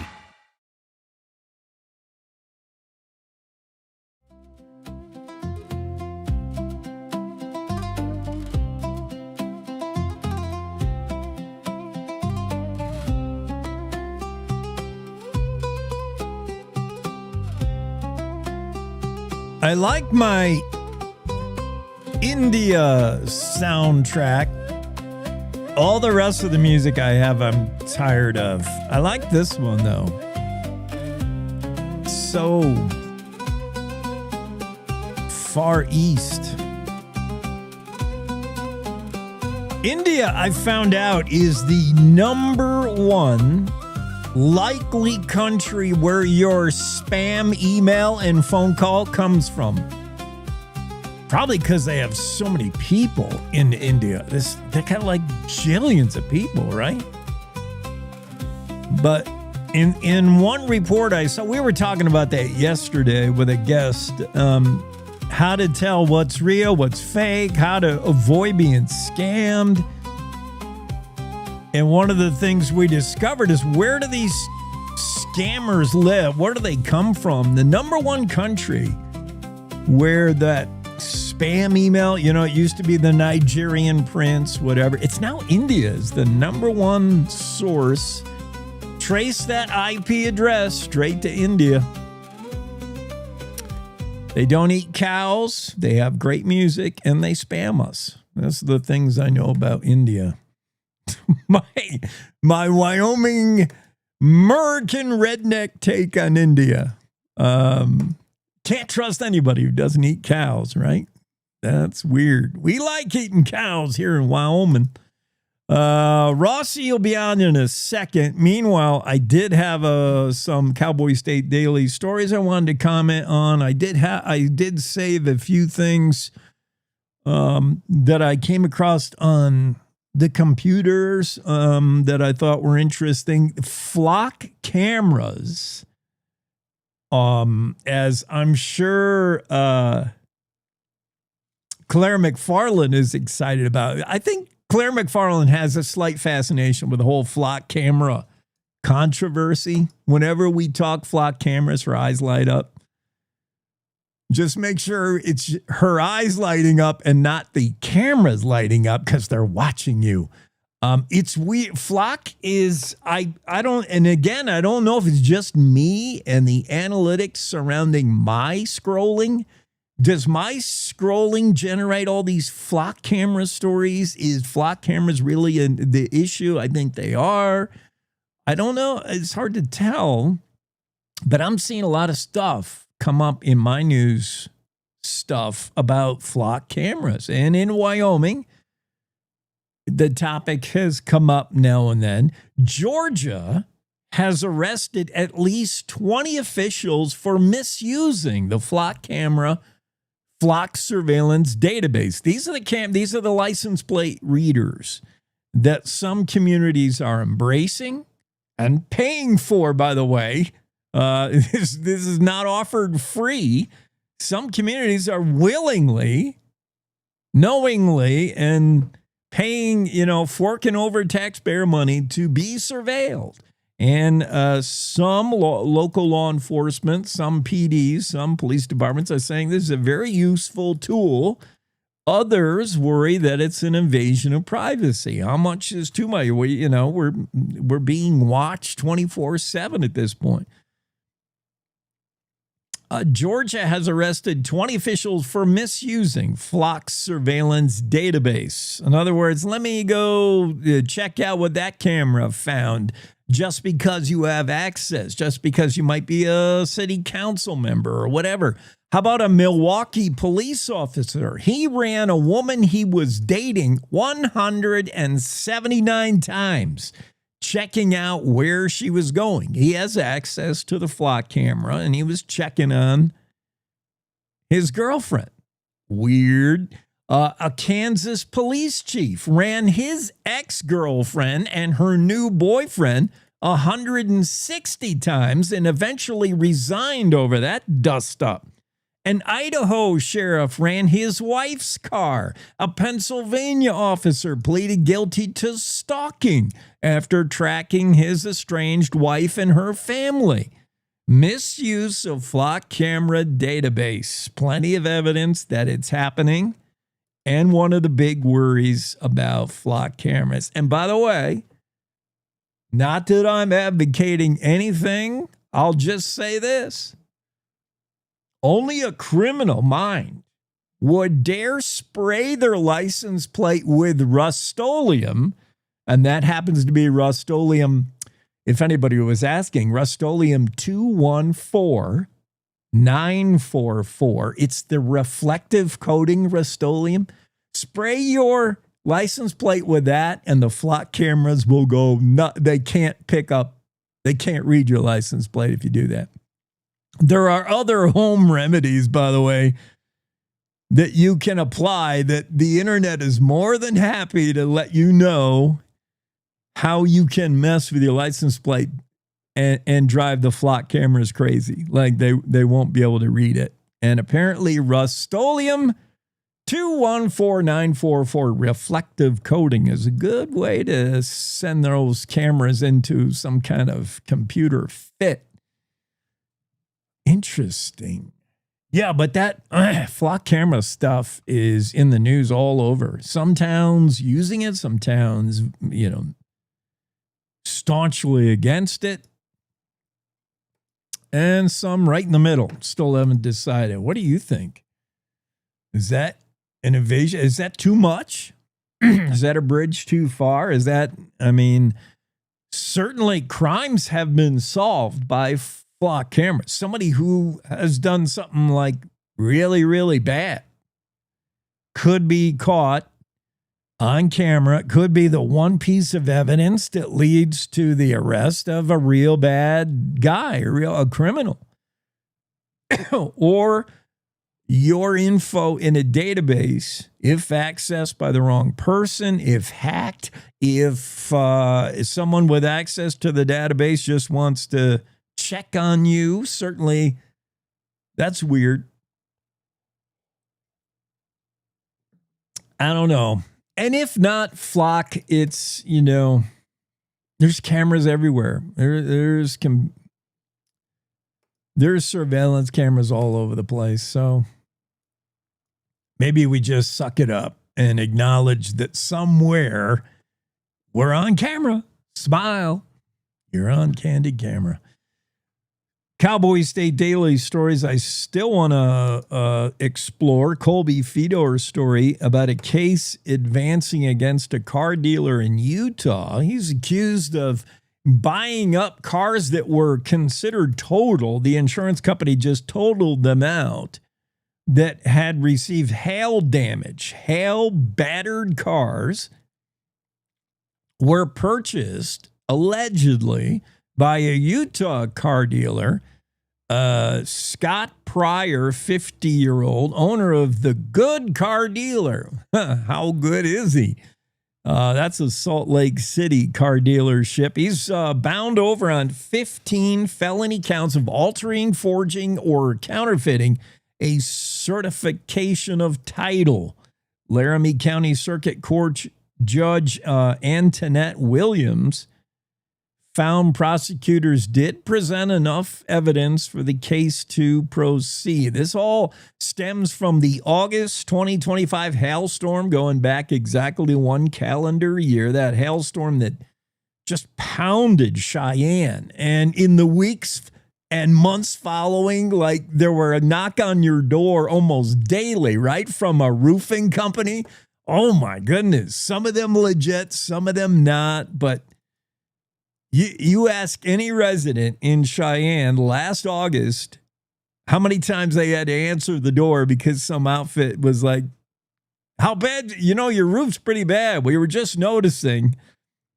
We were just working on the house across the street when we noticed yours is really got some serious hail damage, and we can do the job for half price since we're already here. Stuff like that. It was just hail damage stuff everywhere. So many claims of insurance. We're talking about nearly $2 million in vehicles, 292 hail-damaged vehicles purchased allegedly by Pryor and then somehow allegedly monkeyed with the titles to make them look like different cars or whatever. Interesting story from Colby Fedor. Check that out. Andrew Rossi's here. Andrew, how's everything going so far? Well, we've had 2 days of nice, cool temperatures, and that's been great, but that's not going to last. Isn't that a nice relief? I know, much cooler, like 20 degrees off what we've been experiencing. That heat dome in July, heat dome thing, that was real, man. We saw records just get tied, broken, whatever. That was some real heat. Yep, not only was it the warmest July on record for many communities in Wyoming, it's the warmest month recorded in Wyoming for many of those communities. Now, that changes depending on how far back your record goes, because some places only have records going back to the 90s, whereas Lander has the oldest records in the state going back to 1891. So we're talking about a significant temperature, significant heat dome we were under for a very long period of time.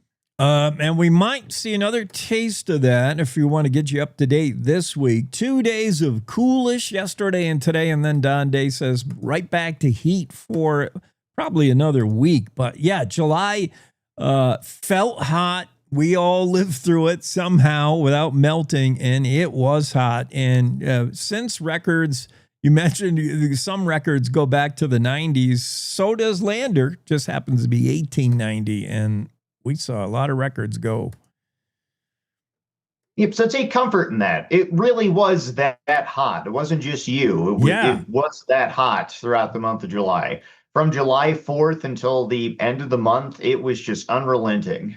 Yeah, and I spent some of that in my new town, Buffalo, which was cooking. It was like 104, 105 for a couple straight days.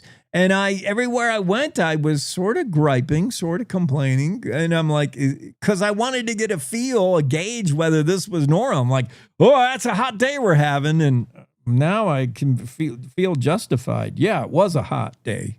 Yeah, and the thing that stuck out to me once someone told me about it was the overnight temperature. Cheyenne set a new record of 13 days where the temperature didn't dip below 60 degrees, even overnight. So if overnight temperatures are that high, it's a real testament to just how hot it was. Yeah, you didn't get the cool off. That almost doubled up on their previous record. They had gone like a week. So 13 straight days, never got under 60. Yo. Okay, let's talk about Rossi's story. Oh, this Campbell County person was taking video. You know, getting that one click of a camera shot of lightning, it's like, you know, you'll never get it. It's like 1 in a million. Can you capture lightning in a bottle? Can you capture it with click? But video, you definitely can. Then you can use a freeze frame and actually see lightning hitting the ground. That happened. Yeah, and you don't even necessarily have to be trying to see it. That's how this video got captured. He was just pointing the camera at the horizon to catch lightning in the sky. He didn't intend to get the bolts that sparked a fire, but that's the luck of the draw with these things. Yeah, and this lightning, we're pretty sure this ribbon, we're seeing this thing. Oh, man, it looks thick. And it hit the ground, and then he noted like almost immediately after flames. Yeah, so he saw the bolts and he thought, oh, that's interesting. He kept filming and then he saw the red glow on the horizon. He's like, oh, that's a fire. Turned out to be the Cons fire, which burned 2,700 acres in Campbell County near Rosette.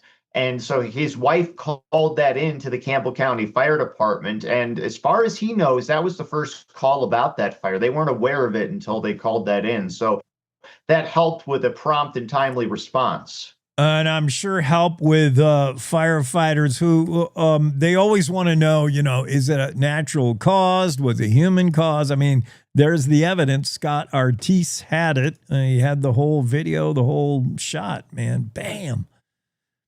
Yeah, Scott's a cool guy. I enjoyed chatting with him about that incident and getting a little bit about his backstory. He's been in Wyoming for a little over a year now, and he's loving every minute of it.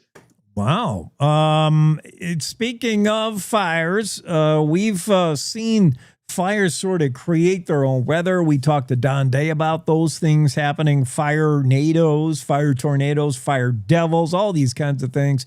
What is your story about 100-foot fire devils spiraling out of control, eastern Idaho fire, big draw? Oh, yeah, this thing is throwing smoke our way almost every day. Well, I guarantee you that Don did not tell you it was a fire tornado because he's lectured me on that a few times. Tornadoes are distinctly different weather phenomenon. So a fire devil is his preferred term, where it's when fires are moving fast enough, they're creating their own vertical energy. And when they meet the horizontal energy in the atmosphere, if they're high enough, then that just creates a fast moving, swirling spire of flame that can rise several hundred feet into the air. Now, I've done a story on these before, and usually they're pretty slow, but they're much larger. This one was smaller, which isn't to say it was small. It was just smaller than the other ones that we've seen. But you could see how fast it was going. That makes fire devils very dangerous because they can move unpredictably, and they have a tendency to blow past fire lines that would stop normal flames. I still like Firenado, but yeah, Don gets mad when you sensationalize weather. Let's see. How about this Rossi story? Whoop Up Canyon has one of the oldest, largest petroglyph sites in North America. Is this should we be telling people where they are? Or is that okay? No, you should not. First off, because I don't think you could really easily tell people how to get there. I've been there. I went to Whoop Up Canyon for this story, and I couldn't tell you how to get there again. But also because it is on BLM land, but it's a parcel of BLM land that's landlocked in the middle of a bunch of private ranches, and they will get upset if you try to head out there. But even if you do successfully know where it is and successfully get there, it is illegal to enter because it's been blocked off as a place of critical environmental I'm blanking on the significance. Yes, environmental significance since 1997, and nothing's been done to rescind that. So even if you did make it out there, you couldn't go in there without breaking some laws. So it's best not to. Well, Lucas Keeler is there. Yep, great guy. He gave the tour. He's written several books on Whoop Up Canyon, and he's a leading authority on the panels themselves. And what's interesting is he says he does tribal consultations all the time. But what's different about this site is that the petroglyphs are so old, they predate all of the current tribes as we know them. So there's a lot of imagery there that they don't fully understand because it's reflecting back on their ancestors, but a completely different time in history. I'm fascinated by petroglyphs, and I see so many of them in Utah when I go down there, carved into the sandstone. I don't know. Sandstone is pretty fragile, and so I wouldn't think, some petroglyphs would last that long. How do you know, Andrew, how they date petroglyphs? Like, how do they know these in Whoop Up Canyon were not tribes that they were familiar with their other artwork? Did they show? We always see like some kind of antelope looking thing being chased by a spear. Did they know from the art that this is not anything we recognize? That can be helpful because certain tribes did have distinct sort of styles that they worked with. And the thing that's cool about Whoop Up Canyon is that there's not a lot of abstract art. Everything seems to be or I shouldn't call it art. Lucas was very keen that it is not art. It's something deeper than that. It wasn't meant to be solely artistic, but the images are pretty literal. There's not a lot of spin on them in terms of making them abstract. It's showing people and animals and technologies that would have existed.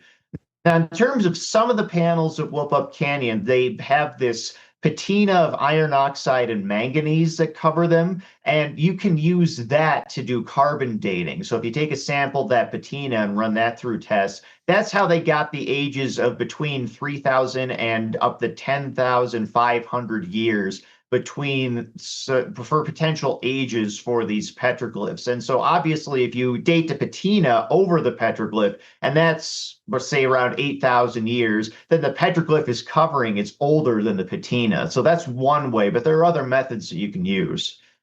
Very interesting. I love that stuff. So we can't call them firenadoes, and we can't call this art.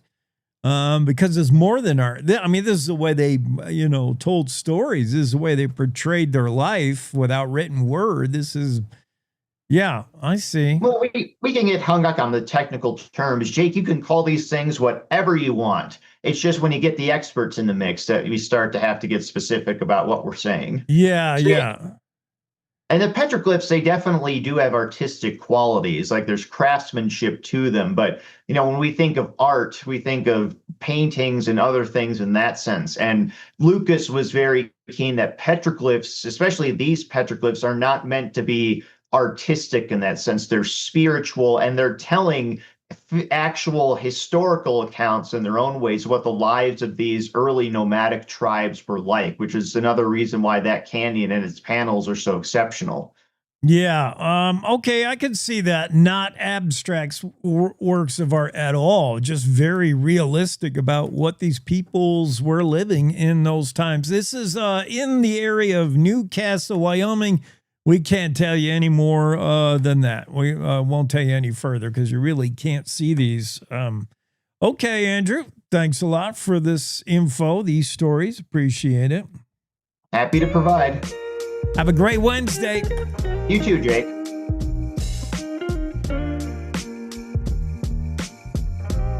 Cowboy State Daily Show on a Wednesday. Still to come next hour. Claire McFarland pops in. Always great to have our weekly chat with Claire, which will be probably heavily political just because that's her jam. Kevin Christenson, he's running for U.S. House. Get an update on how goes the campaign. And Jared Petrino will talk UW sports. Go Pokes! Football season is getting here very soon. It'll be here before you know it. Countdown is on till we're playing football in Laramie. Can't wait. That means volleyball soon to follow. On the UW campus as the brown and gold gears up to get the students back to school. Meanwhile, we're going back to news. We'll see you in 6 minutes.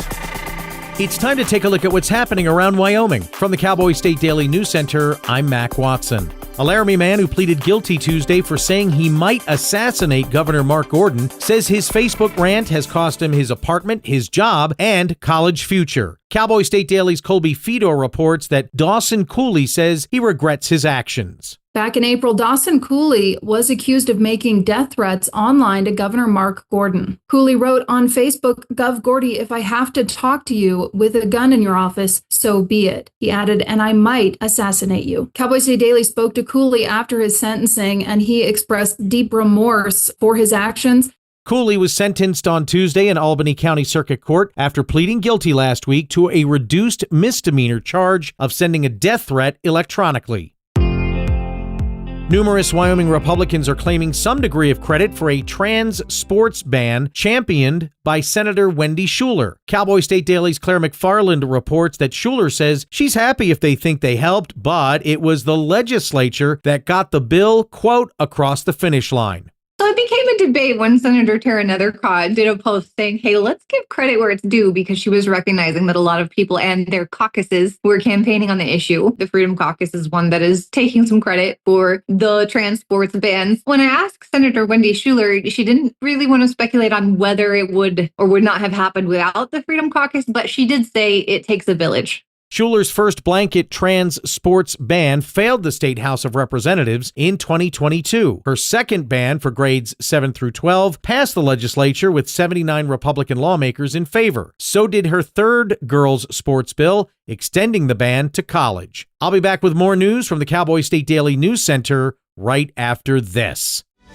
My name is Tom Kelly, and I'm running for the Republican nomination for Superintendent of Public Instruction. An important duty of the superintendent is to make decisions on the State Land and Investment Board. Wyoming has serious challenges and big choices to make around energy and economic development. As a member of the board, if I know something, you'll know something. With full transparency, Wyoming can take advantage of the economic opportunities without letting mega corporations take advantage of us. I'm Tom Kelly, and I approve this message. Paid for by the committee to elect Tom Kelly. There's an incredibly important election coming up in your state, and I'm asking all of you to get out and vote for Megan Degenfelder to be the next governor of Wyoming. She's a strong conservative and a true American First patriot. As governor, she will work tirelessly to champion Wyoming's values, protect our amazing farmers and ranchers, and safeguard Wyoming's public lands. She has my complete and total endorsement. Vote for Megan Degenfelder. I'm Megan Degenfelder, a sixth-generation Wyomingite and a lifelong conservative fighter. As state superintendent, we banned boys from girls' sports, protected parental rights, and fought the radicals' agenda. As governor, I will unleash energy dominance, support law enforcement, and oppose any tax hikes. I'm proud that President Trump and Congresswoman Hageman have endorsed my campaign. They know I'll deliver for Wyoming. I'm Megan Degenfelder, and I humbly ask for your vote. Paid for by Megan for Governor. Cowboy State Daily News continues now. 7 months after allegedly kidnapping her 11-month-old son, fleeing the state, then killing the infant during a standoff with law enforcement, a trial has been set for Madeline Daly. Cowboy State Daily's Greg Johnson reports that the baby's father says, quote, "There's a special kind of evil at work here." The father is being pretty guarded. He doesn't want to say too much before the trial because he wants to let that process come through. And he says, quite frankly, he would prefer that she would be tried in a federal court because in New Mexico, there is no death penalty, and in the federal court, there is. Since there is no death penalty in New Mexico, life in prison also can mean a convicted felon could be up for parole after 30 years. Nearly 200 people showed up Monday to discuss the safety of Teton Pass following a dump truck crash last month that killed 2 people and an out-of-control RV that barreled down the pass a week later. Cowboy State Daily's Kate Meadows reports that crashes have increased by 20% on the roadway in 5 years. Gary Kofinas, who I talked to, one of the organizers, said, this was not a government meeting. This was a community meeting, kind of formed on an ad hoc basis. Teton Pass, which carries traffic between Jackson and eastern Idaho, is one of the steepest highway grades in the continental United States. That's according to the Wyoming Highway Patrol. And that's today's news. Get your free digital subscription to Wyoming's only statewide newspaper by hitting that daily newsletter button at cowboystatedaily.com. I'm Mac Watson for Cowboy State Daily. For a Native American child living in poverty, opportunities are limited and filled with obstacles. Generational trauma, poverty, and a disconnect from their culture. These children are looking for a new direction, a chance at a better life for their families and communities. At St. Lebre Indian School, Native American children get that chance. I like that they try to keep us safe. I do feel safe here. My favorite thing about Lebre is how they incorporate our cultural values into our everyday education. St. Lebre is more than a school. Here, every child gets the education and tools to become the change makers of tomorrow. Graduating from Lebre will allow me to attend bigger universities and colleges through their scholarship programs. Learn more about how St. Lebre is helping lead our children to a future that is proud, prosperous, and free. Learn more at stlebre.org.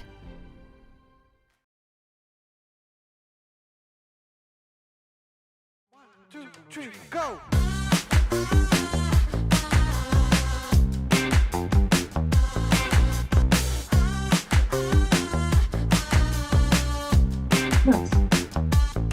Claire McFarland's here. Hi, Claire. Morning. How are you? We were good. Thanks. How about you? Good. Okay. Well, there's nothing more to discuss. We're both fine. I was co-paneling the debate, the PBS debate in Sheridan last night. So it got over about 8:30. Wait a minute. That's a little bit of a drive for you. Wait, what was in the debate? Who was in the debate? It was a House debate. Well, technically it was like half forum, and then there was a really cool graduated debate phase. Wow. It was great, but How big of a long table did they need? Were they all there, all 9 candidates? There were 8. I think Keith Goodenough had posted something on social about a surgery, or and then of course we know Frank Chapman dropped out of the race. But yeah, it was. I decided after the debate, like, I can make it home tonight, so I took the mountain way, and which is a great way during the summer. Oh yeah. Oh, yeah. Except they got construction up there. On 14, you mean? Yeah, there's all these dirt gravel patches. I was like Lightning McQueen, like go right to go left. Yeah. All right. Yeah. But it is a beautiful drive. Oh, that's neat. Now, did anything jump out at you? These candidates are also similar in their Republicanness. I'm trying to distinguish between them. Who brings something different? I don't know. It was fun to talk to them backstage. And I know that wasn't on the record, but that was enlightening because they are very different people. I'm sorry. So that was fun. I gave Reed Reisner's assistant way too hard of a time. But no, it was great. Let me think what else. I made friends with Nikki Gillette from Wyoming Public Media, as well as Weston Pope from the Sheridan Press. They were great. We had this moment. So we were asking things like, I asked about license plate reader cameras. Nikki Gillette asked about perhaps a legal framework for AI. And, similar but not the same. And on both topics, some of the candidates, in particular Secretary Gray, hammered data centers so hard as like the fulcrum for both those issues. We had another question about data centers on the list, and at the last minute, we were like, crap. And so you can see on the camera us like writing on each other's question sheets and hurrying and trying to come up, and we did it. We got the right question in the right time, but it's just funny because we were like, we're not going to ask about data centers. You guys have hammered data centers for the last two questions, so we're going to pivot. What did we pivot to? Trump's executive orders. Which would you codify or reject? And that actually turned out to be a really fun question. Interesting. That sounds like a fun night. We're going to have one of those U.S. House candidates on in a moment. You mentioned flock camera. I've been talking about that this morning, and I knew maybe your ears were ringing, or what happens when someone's talking about you? Your ears buzz, right? They burn. Yeah, they burn. A flock camera, I think, I always see your eyes light up whenever we talk about that topic because it is, I've read George Orwell, right? Totally. It's like, it balances between useful LE tool and government and big brother intrusion into your life. And I just found these things and I'm like, Claire's going to love this. Georgia arrested at least 20 officials for misusing flock surveillance database.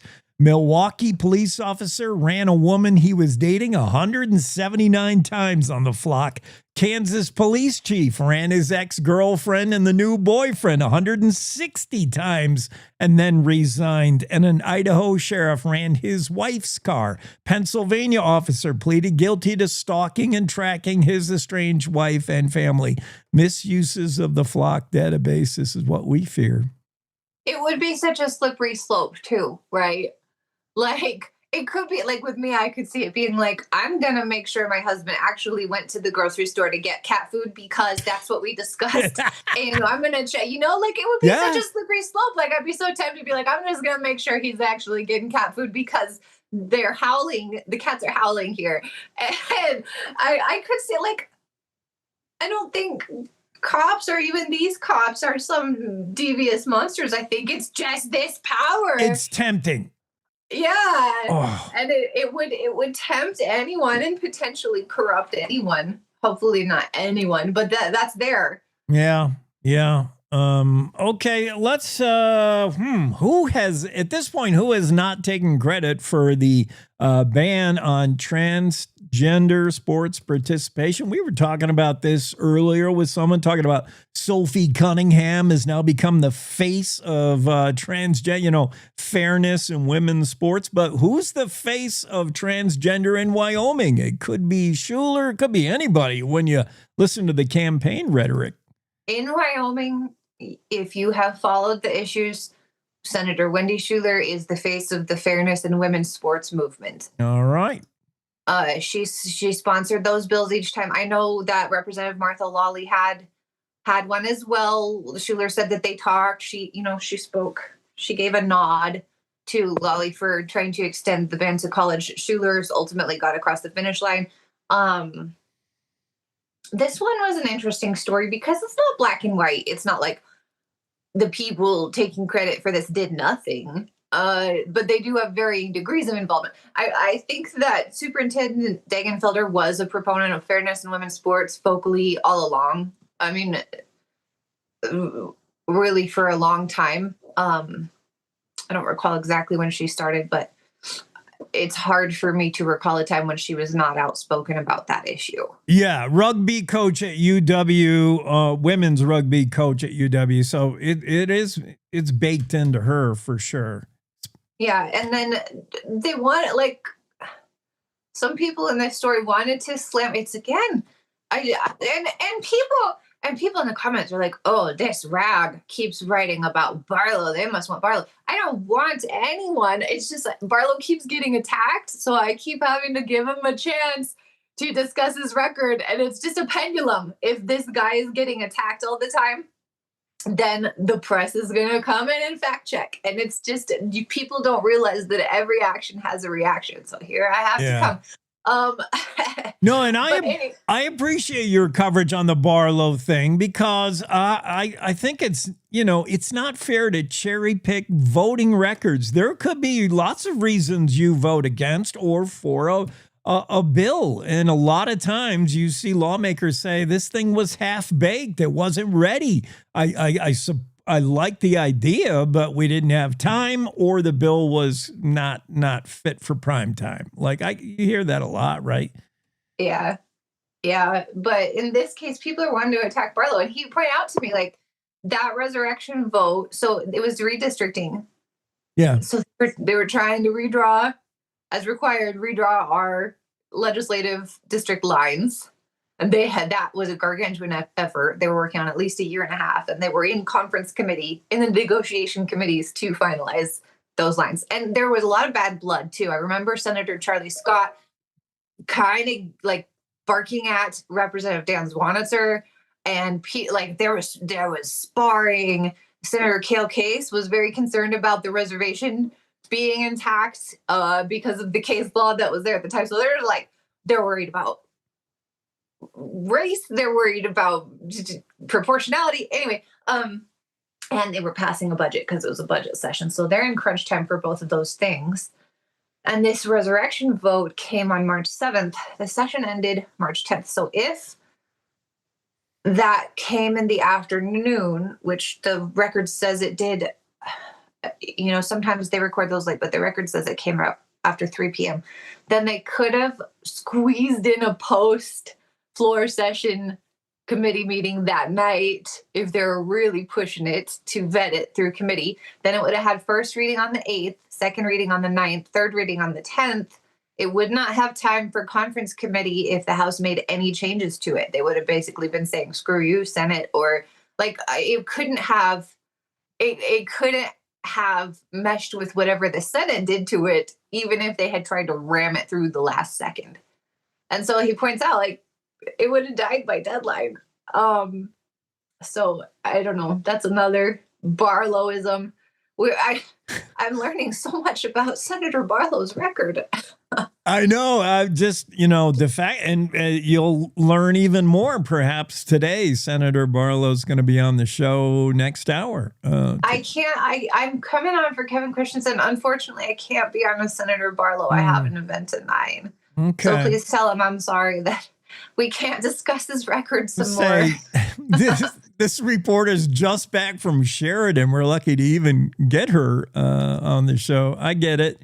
Hey, let's talk about a couple more things. We didn't have a chance to discuss this the other day. Sort of. We had the newsmakers on, but I'm wondering how you found out about, because this is a huge issue, I think, how you found about these gambling sites, Polymarket and Kalshi, that are sort of handicapping the political race. It is so weird to bet on life events to me.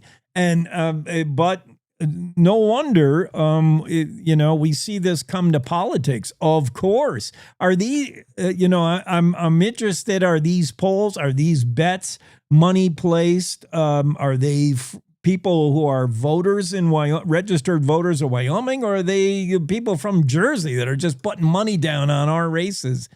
Okay, so the pollster I interviewed said, yeah, it's probably out of staters. So where they're going to be shy is on the ground knowledge, right? But they're watching the headlines. There may be pollsters themselves. They're maybe doing their own surveys. So I want to get on a high horse about this unnatural union between bread and circuses, but I don't know if I can, because like even among friends, people will bet $5 on a race. So I guess putting it on a website as the next natural conclusion still feels weird, because there is, especially like the guy I was interviewing, he got cut off because he had to go, but he was like, well, when we get it down to events that there's blood on the line, like what's going to happen in Iran, the fact that there's a temptation to skew a bet from the inside on what's going to happen in a war situation, it's terrifying. That's what I worry about. Someone who's got money, heavy money invested, who wants to win or make you lose, could influence life event. Like, it is so weird. Yeah, scary. Let's see. This morning, Kalshi still has Steve Freese, but I think Polymarket might have switched, which could have been because of my story, to be honest. I mean, money talks. You can phone poll and get an error plus or minus. You can phone poll people, and I'm pretty sure about that. Although when the poll is derived from the candidate themselves, you wonder, all right, how accurate is this poll? But money does have a way of being accurate. Like bets are placed, and I kind of believe what we found in the two races, U.S. House and the Wyoming gubernatorial. They sound like they might be sort of accurate. Well, I think David Geralt jumped up. Oh, yeah? Okay. Yeah, jumped up to 7% on Polymarket. I shouldn't watch this. It's like a train wreck. Oh, I know. And, the whole Degenfelder's numbers jumping after the Trump endorsement, that does sound like outsiders listening, because that's a big headline grabber. I don't know. Maybe it's Degenfelder and Barlow that switched places on one of these markets. No, Barlow's still leading Kalshi. Let's see how they're doing on Polymarket.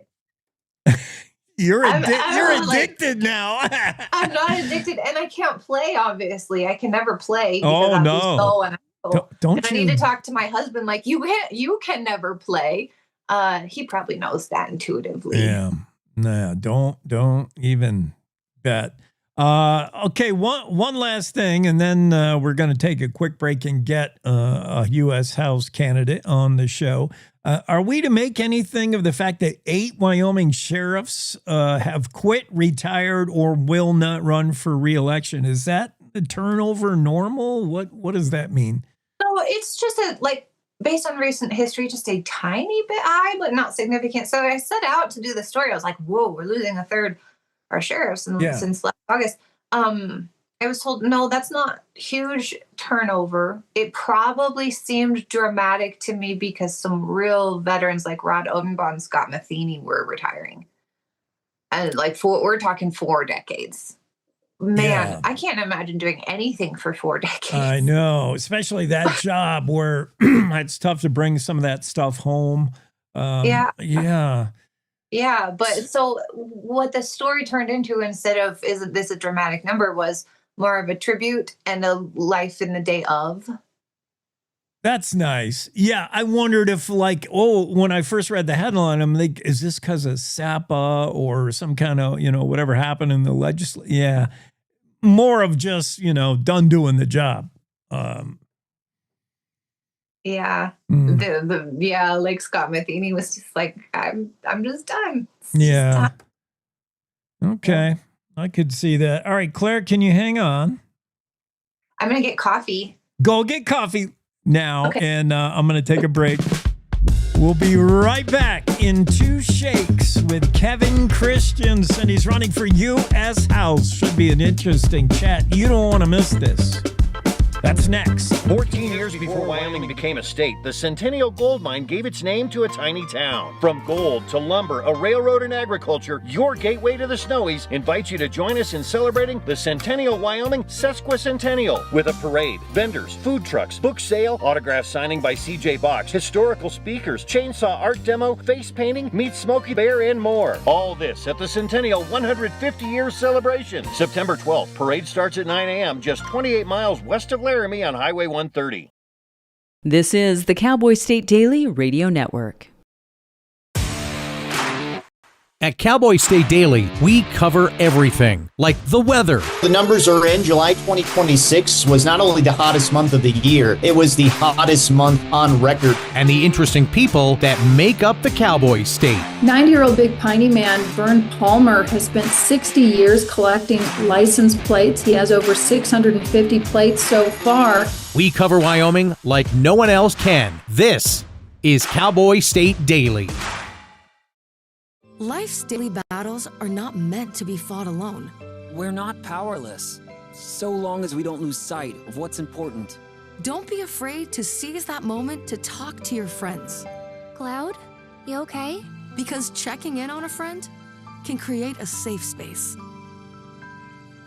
The first step on our new journey. You coming?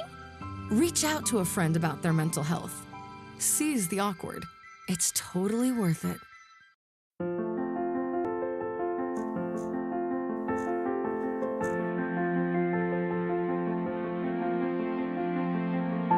There are a lot of words I would use to describe my daughter. Kind, strong, hilarious. When I think about how much she's experienced in her life, on a journey that we're now on together as a family, I'll make you something to eat, okay? we can't help but be inspired by her every day. Hey, Mom, we're about to start the movie. Oh, yeah, I'll be right there. Okay. So really, we are the lucky ones. Learn about adopting a teen from foster care. You can't imagine the reward. Visit adoptuskids.org.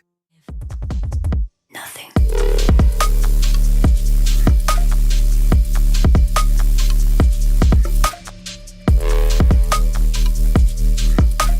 Cowboy State Daily Show on a Wednesday. Claire McFarland's here. Kevin Christenson is here running for U.S. House. You two just saw each other last night, probably, right? Yes, we did. Kevin, raised in Wyoming, strengthened by combat, resilient, and ready to lead in Congress. And who wouldn't like to see a congressman arrive for a session via Apache helicopter? I want to vote just to see a congressman from Wyoming, park his helicopter in D.C. Not many candidates can say that they are a master aviator badge Apache attack helicopter pilot. This guy, Ken Christenson, was born, grew up in Casper, grade school, middle school, graduated from K-Dub. Go Trojans, right? KW. Yeah. That's right. Yeah. So Claire, anything that you didn't get to last night, we can start in again with this U.S. House candidate. Thanks for being here, Kevin. My pleasure, Jake. Claire, thanks for having me. Yeah, thank you. I cornered Colonel Christenson. It's Colonel, right? Yes, you can do that if you'd like. Or Kevin, I respond to everything. I cornered Colonel Christenson backstage last night to find out if an Apache helicopter kicks when you fire. Oh. Something from it, and the answer is yes. It does indeed. You know when you're firing a 30 millimeter cannon that's only a couple feet underneath your feet when you pull the trigger. Oh, yeah. And by the way, don't take my word for it about the heroism, the bravery. You can watch an award-winning U.S. Army aviation documentary called Apache Warrior. I watched a little bit of that just to get a feeling for what it'd be like to do what Kevin Christensen did, and it's pretty cool. So I'll give a 10-second recap before firing a question. Last night was kind of intense. Secretary Gray sparred with the host, Steve Peck.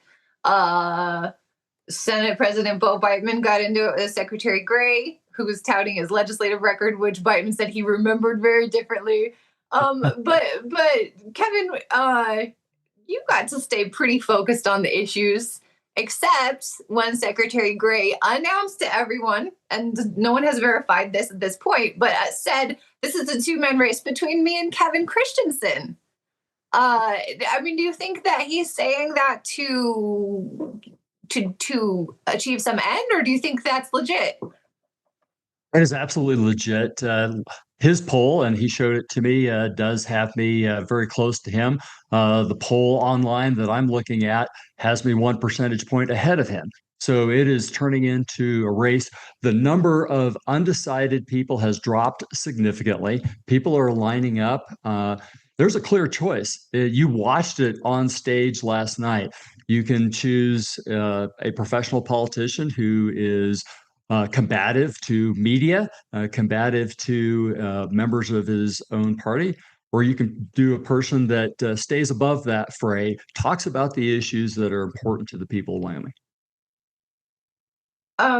Why you and Gray? Why is that a dichotomy? Like, I see a lot of variation among candidates. I know that we had an analyst on that was like, they're all stuck in generic Republican land. I don't see that, but why would that be the dichotomy? I mean, other than what you just said, get into policy. Well, I think that when people look at the candidates, what they see is a contrast. I'm not aligned with the Freedom Caucus. I have focused my campaign on just talking about the issues. I haven't run attack ads against any of the other candidates. I've simply focused on what is it that Wyoming people told me were the issues. I've been around the state, and that's what I've done. I've talked with people. My campaign has been propelled not by the millions of dollars spent on ads or what I call campaign kindling, all those flyers that you get in the mail. Save those, because those will be handy for starting a fire this fall. But instead, it's about the advocacy that people who believe in me are telling other people. They're doing it on social media. They're telling their friend group about me. And that's really what has propelled me to where I am today. What do you think of when he called you liberal? Oh, well, when we resort to just throwing a label on somebody, that's an attempt to just try to dismiss them rather than having a substantive conversation about the issues. And I told Chuck a couple times, I've challenged him, let's do a one-on-one debate. Let's show everybody in the state of Wyoming what is at stake in this election and what we're about. I am absolutely not a liberal. I'm not even sure we have those in Wyoming. Maybe there's some somewhere. What we do have is principled leadership versus empty rhetoric. And I stand to talk about what is important. Character and values matter in this race. Do you think? Thank you. I mean, do characters and value matter in Congress? Absolutely. Or is it more a chessboard? It's both, but I'll tell you, from the 3 years that I spent working with Congress, when I was at the Pentagon as a colonel, I was selected by the chairman and the undersecretary of defense to represent them in the House and Senate Armed Services Committee. I watched members of Congress that stayed principled. They stayed focused on what was best for the country. They did what was right, even when it was the hard thing to do. I watched other members of Congress that, they would have maybe a dinner with somebody from industry, and now they're voting different. It was clear that something changed hands, and now they're no longer sticking with what they felt was important before. character and values matter in politics, it's a better indicator of how that candidate is actually going to perform in Congress. Thank you. And you are, well, you're bold. You have been bold in a couple areas. You came out hard with when the state Republican Party let you know that its vetting committee was factoring donors into its donations, past party donations into its endorsement process. You were like, whoa, this may be pay to play. I'm worried.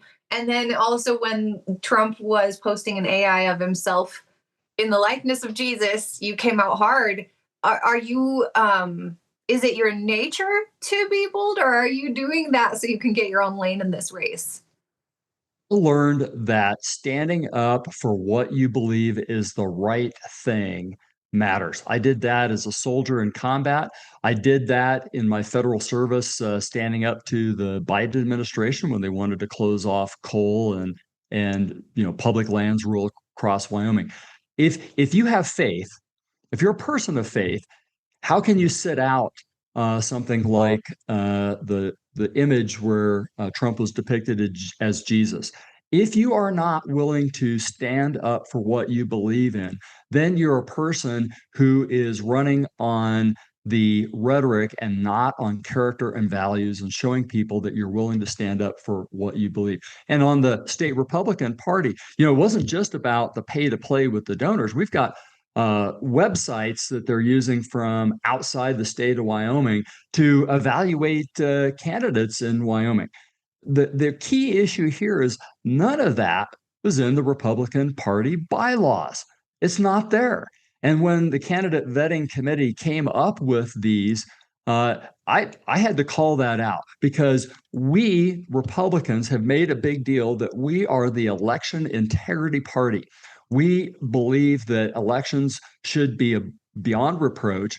I stand with our county clerks and the people that make our elections happen in Wyoming, that we do have election integrity. And for the party to come out with something that was inconsistent with what I have seen in Wyoming, I had to call that out because it's just wrong.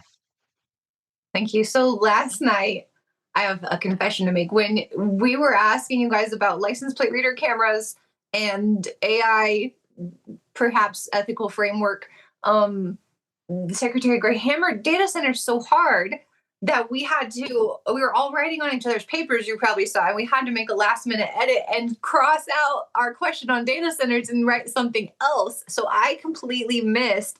I think you responded to Secretary Gray's talk about, like, I'm not putting up with these data centers, but I missed it. Do you want to tell the public what that was? We mixed, that was an example where Chuck took the question that was about AI and he turned it into data centers in Wyoming. And that wasn't what the question was being asked. So I'll talk about data centers in Wyoming. I'm an engineer. I have looked at the designs of data centers, and there's a couple of key things I think that we have to talk about if we're going to look at data centers. There are designs that are good designs, and they're the ones that the companies don't typically want to do in Wyoming. It costs more to use less water. And those type of designs have a place in Wyoming because they are conservative towards the key resources that data centers would use. Now, that being said, the most important thing with data centers is that we can't have a situation where people find out about it when a permit is already being issued.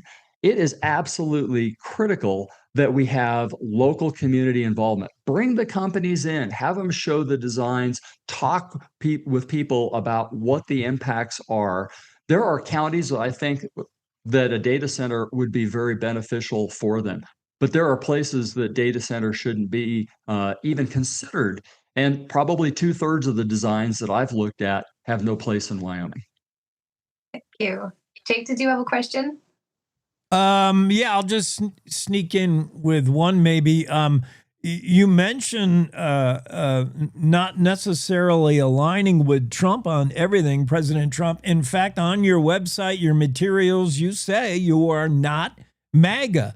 which in today's political world, to say you're not something means you're the other thing, which is probably why you're getting hit with the he's liberal. But yeah, talk about being your own man, not necessarily going to be sporting the MAGA hat.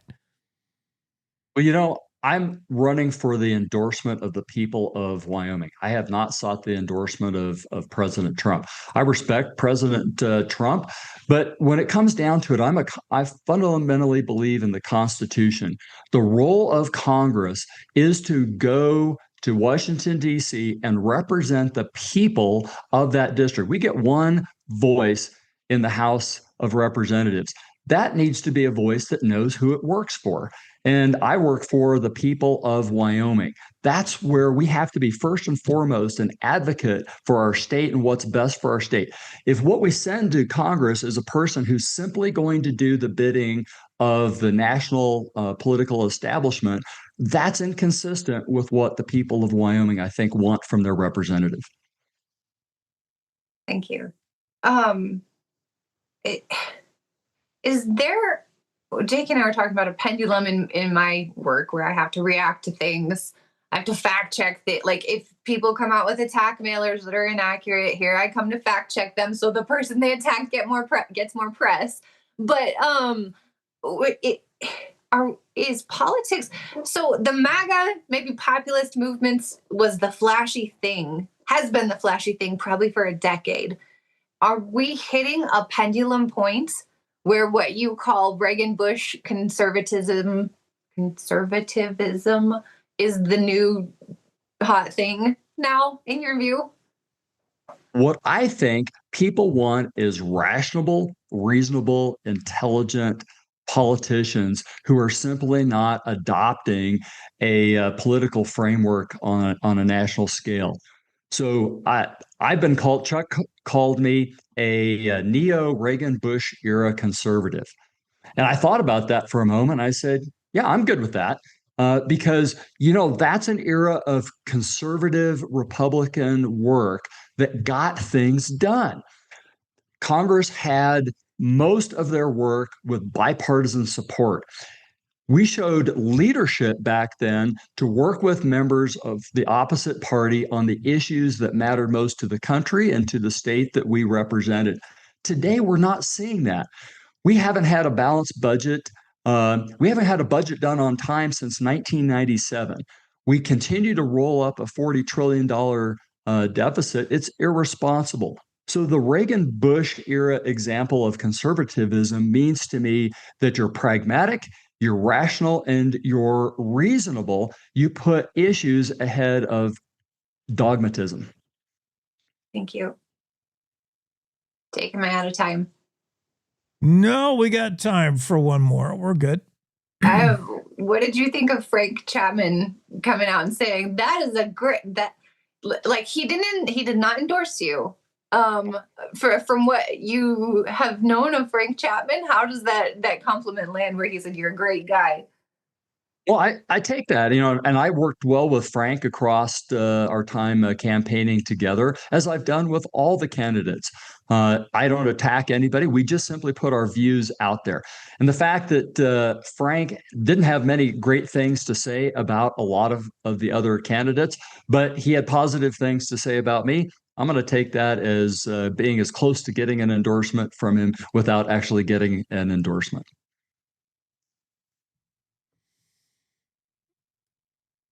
Oh, more? Well, sorry, I'm not good at timekeeping. I think we're good if you want to know something else. I mean, if you don't win the primary, if you are not elected to the U.S. House, are you going to try your hand at running for a major Wyoming political seat again? Well, if I don't win, Wyoming, service to Wyoming is part of who I am and what I'm going to do. My name is going to be out there to continue public service because I feel strongly about my state. I tell people I'm guided by my faith, but I'm driven by my love for country and of my state. And I will continue to seek opportunities to serve the people of Wyoming. Thank you. I did I did want to ask something like that because Colonel Christenson, I mean, when you read the resume, you read his stuff and learn more about his campaign, he's just too good for Wyoming to miss out on. And I hope we don't hear. We'll see how the race goes. I do have one last question for you, Colonel Christenson. Who has the better time in the mile, you or your daughter, Heather? And be honest. I think I can still take my daughter in the in a race. But we'll see. She's coming out to visit me in a couple of weeks, and we'll let you know what the results are. Kevin, Amber, and the two grown kids, Trevor and Heather, and two Goldens. That sounds like the all-American family right there. Thank you so much. They are part of my campaign team for sure. Thanks, Clara. Thanks, Kevin, for being on. Thank you. My pleasure. Thanks for having me. Cowboy State Daily Show continues. Jared Petrino is up next right after a real fast break. This is Robert Short, candidate for Secretary of State. I built businesses in Wyoming, served as an election judge, and worked diligently the past 11 years as a county commissioner to create collaborations and partnerships with stakeholders around our state and nation to benefit the people of Wyoming. As your next Secretary of State, you can count on me to put these skills to work for the benefit of you, the people of Wyoming. Vote Robert Short, Secretary of State. Visit shortforstate.com for more info, paid for by Short for State. You're listening to the Cowboy State Daily Radio Network. Who can you turn to for news you can trust? Your local TV and radio broadcasters. You trust us to keep you safe during times of crisis and to deliver the weather, sports, and entertainment you rely on every day. We bring you the facts you need to make decisions that matter. And as misinformation floods social media, you can trust your local stations to deliver the truth. Text TV to 52886 and tell Congress you rely on your local stations for trusted news. At Cowboy State Daily, we cover everything, like the 2026 Wyoming elections. According to pollster Dustin Olson, are not really a crystal ball. They're more a reflection of headlines and chatter and sometimes publicly released polls. Energy. Senator John Barrasso is trying to sweeten a deal for mining companies to pursue federal coal leases. We cover Wyoming like no one else can. This is Cowboy State Daily. You handle the healthcare, we'll handle the marketing. In need of a spark for marketing your medical practice? Loom Studio provides creative and strategic healthcare marketing that illuminates the path to bigger and better experiences for your business and your patients.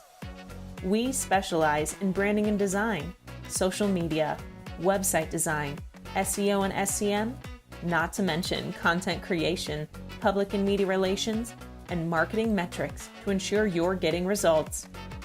If you're looking to increase your patient engagement and retention, enhance your community impact, and streamline your marketing efforts, our team is ready to help you achieve your goals. Contact us today and learn more at loomstudio.com.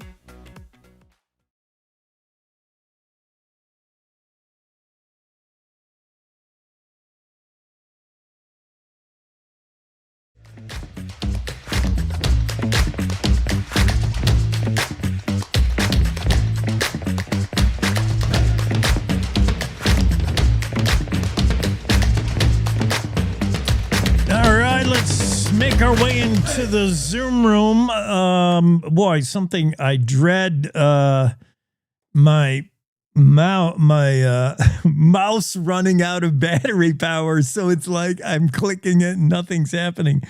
That is a real life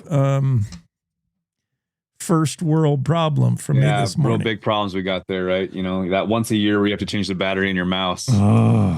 All right, at least my keyboard works. Jared Petrino's with us. We're talking UW sports, maybe just sports in general. One thing that has been on my mind watching watching the preseason and NFL football practice and seeing guys go down in just simple drills right now. We're not even contact yet.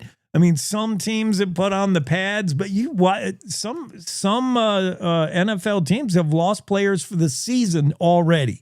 And then we've got 4 games of I think we got to change that, Jared. Where do you stand? I hate to see my favorite team lose key players in games that mean nothing. I know we got to get roster cut down to guys who are going to actually have jobs, but 4 games of preseason, I'd like to see 2, maybe 1. Yeah, I think it's unfortunate. I mean, there's non-contact injuries I think it was gonna happen, it was gonna happen regardless. It was some way, shape, or form, if that's the essence of how it happens. But I think those preseason games are huge for those guys trying to make the team. Yeah. And they need reps and they need and all that stuff. I don't think we need that many preseason games. I know the commissioner wants to get it down to 2 games. But he also wants to add another regular season game too at the same time. So, careful what you wish for a little bit there, but at the same time, I think that's going to end up passing. I think at some point there's going to be 2 preseason games, and they do all these inter squad stuff anyway during the week. Usually a preseason game, they practice together twice before that game. So they're doing a lot of stuff against each other that no one sees, at least in the NFL. And just trying to keep, with the new players agreement, though, they can't practice very long. There's an official at every practice that basically tells the coach when practice needs to be over because they've gone over their time limit. So they're doing the best they can, but it's the risk of the game. So the injuries are going to happen. You know what else we see in football this time of year, and I kind of like it, but I would love the insight from a coach like you, somebody who's been on the field in practice, is football is one of those unique sports, a contact sport where you see guys on the same team. Yeah, they're competing for a job maybe, but they're on the same team. They're all pulling And I see stuff like a video of, for instance, the Kansas City Chiefs practice where they just kind of went at each other, and Cincinnati Bengals too. Things get a little rough on the field, and you're not supposed to be hitting your teammate, but you might get a little heavy with a shot, and that stuff happens. Do you, as a coach, what do you like to see? What do you do when you see 2 players get in the face of each other, like you went too far? And I don't know. Yeah, no, I think there's a time and a place for it. I think sometimes as a coach, you didn't know about your team and how tough, or how physical you were. And, it's good to see that every once in a while. Yeah. See a spark in a fight. Now there's a line that needs to be drawn and going too far. Sometimes if you went through a fall camp without any fights happening, that was kind of maybe not a great sign. But you also don't want it to happen every day in practice, because all it is a huge, basically just shows that guys aren't getting along and guys are frustrated and it's inefficient because you're sitting there breaking up fights all the time and you're trying to run plays and get through practice. And so there's a good balance of it, but you don't want a bunch of it, but you want to see it. And sometimes you can use those examples you can put it on the film and show it later on to the team saying, well, that would have got you kicked out of the game. So here's a lesson to be learned for everybody here, that what so-and-so just did right there, he'd be done for this game and possibly the next game. So let's make sure we're all clear on if we're going to make those types of decisions, that you're not just hurting yourself, but you're hurting your teammates as well. Jared, what's going on at UW? Football's getting closer and closer. Big day. First day of practice today. So they're out there on the field as we speak right now. So first practice, so they're rolling right now. So we should be seeing a lot of clips and stuff of practice 1. And a little interesting this year, they're not going to be practicing out on the North 40 like they have in the last, since Coach Bowl has been there.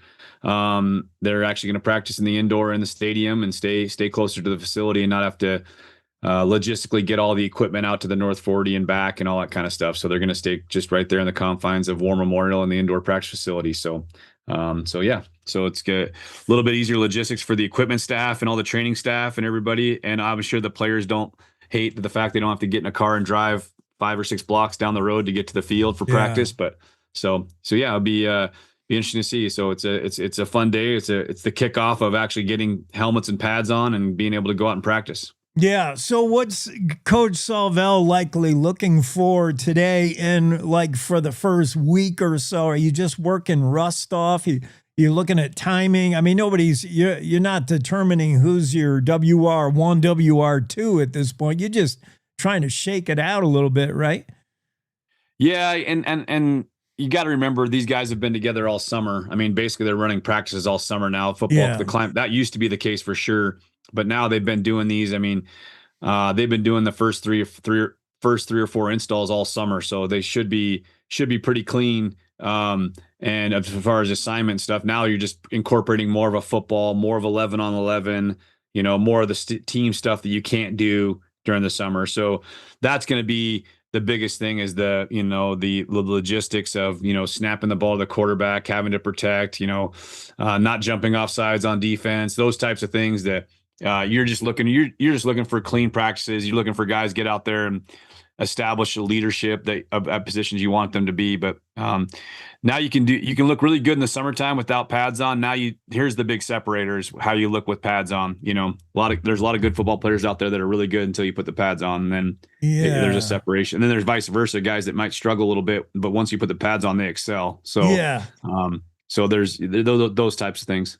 I love that. I mean, it's only real games, or I mean, we don't have real games now, so it's like real game simulations is when people can really shine. I like those players that just they jump off the film in a real game, and they don't necessarily impress you at combines. They don't run a 40 that's off the chart or whatever, but you watch them play, isolated, watch them play. You're like, this guy can play a game of football. Yeah, absolutely. And there's no time to waste. I mean, this is not, you got your first game is not just, our major rival. It's not Akron this year. It's a big game. Yeah. And it's down there at their place, and it's going to be getting the guys ready to go, and there's no waste of time. And I know it's August 5th right now, and they don't play a game for a month, but it's just it's hypened up this fall camp. I'm excited to see the juice, as Coach Sundance would say, the juice of practice, and going down there and watching and seeing that type of environment, and make sure that coach knows he's got to get them ready for game one more than ever, probably with it being the rival. Jared, I have a weird question. You're always ready for a weird question, right? I'm ready. I want to talk about the surface, playing in different places, different cleats. Weather aside, let's say weather is not the factor. What do the athletes? How much do you see that factor in? Like, what kind of footwear you're wearing at home. You got predictability at home. You're used to that turf. But what about you go on the road? Do the players know? Maybe they'll go to new places they haven't been. Are you pretty much on turf everywhere? Does anybody play on grass anymore? How much does that matter to have somebody, maybe a kid who played last year, who's saying you're going to want this kind of cleat, you want the 3/4 cleat or whatever? Yeah. No, it's very important. Usually, obviously, with turf, you're pretty set. You know what you're going to get. It's consistent. You shouldn't have any issues no matter what the weather is, to be honest with you. When you go to grass, though, there are some fields that are definitely different than others. You definitely have to know what type of climate, obviously, but when you're going down there, these kids now have, the equipment guys have 2 or 3 pairs of cleats in their locker for them to ready to go try out during game day, and sometimes it becomes a big deal.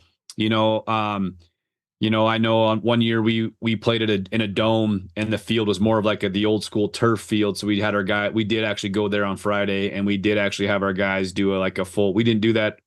We never did that, but we did it for that game, so guys could run around and test out what shoes they wanted to use for that game, because you didn't want to use any cleats. You didn't want to use, some guys played in basketball shoes that game. And it was like the old hard, like it's just like a pool rug, like it was real hard. Exactly. This one was a little bit. It wasn't that, but it was pretty close to that. And so basically, it's just you wanted guys to get that decision made the night before, so they could have their mind ready for not knowing what they're going to wear going into the game. So we've done that before, but usually when you get a grass field, you can't get on the field. You can't do that on a grass field because you're chew it up. So out at pregame, you're definitely out there trying a bunch of different ones and seeing which ones fit the best. But nowadays you're only seeing a lot of grass fields down south, and usually the weather's pretty good and the field holds up. probably more of an important concept when you're going to a place that doesn't host a lot of football games. Maybe they're a soccer facility, and soccer and players and football players are different. So sometimes that turf does not hold the weight and actually pushing 300-pound people. So that might be times where you're changing out cleats during the game and trying to see what's better. Just to hear the whistles blowing today at the War in Laramie, that's so exciting. Cowboy football is right around the corner. Yeah, Jared, so one last thing. I mean, on the list of what's a question mark, what do you think is something you're real positive about? What is something you just have no idea? Let's talk about the running game for the Pokes. I feel pretty confident about the rushing game. Yeah, I agree with you. I like the backfield, especially with the quarterback run stuff that we can be able to incorporate, I think. And then I really like I do like our offensive line. They've got a lot of guys coming back. Just got to stay healthy. And then I've said it all. I've been pounding on the table for a while now. I really like our tight ends. Our tight ends are a special group. There's three or four of them right there that I think that can do some things. That Jake Wilson, I'm really excited about him. And I know I keep bringing him up. And then on defense, I'm excited about this defensive line. It's the first time they've been full strength in probably over 2 years. And so got a bunch of guys that haven't played snaps. We had one guy that had an Achilles and a knee back-to-back years. So he hasn't seen the field in 2 years. So excited to see what these guys are coming. They're chomping at the bit to get going. And yeah, I'm excited to see those guys. And I think our secondary, obviously a lot of question marks at corner, but I think our experience at safety could help.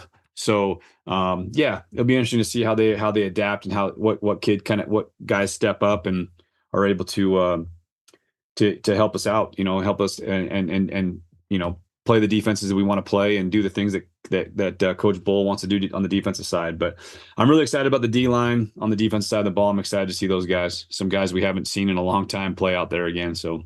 Yeah, tight ends a tradition at UW. Do we have a tight ends coach, a dedicated do we? Yeah, that figures. Yeah. Yeah, Coach Moore, Shannon Moore is our tight ends. He does tight ends and fullbacks, so he basically the same. But he does a lot of the special teams. So yeah, Coach Moore is our tight ends coach. All right. Well, man, we're so close. I can't wait. UW football. Jared Petrino's on. Thank you, Jared. All right, thank you. Cowboy State Daily Show. 3/4 of the way through. Ooh, I'm getting good at fractions. Coming up next hour, Eric Barlow joins us. His run for governor. Janel Oberlander and Travis Grubb will be on the show to talk about Gillette College. Big announcement there. $40 million announcement about Gillette College. That should be exciting. And Kate Meadows from Cowboy State Daily will be on the show next hour. That's all coming up. Right now, we got to pause for news for our radio affiliates. We'll catch you on the other side of that. Thanks for spending your morning with us.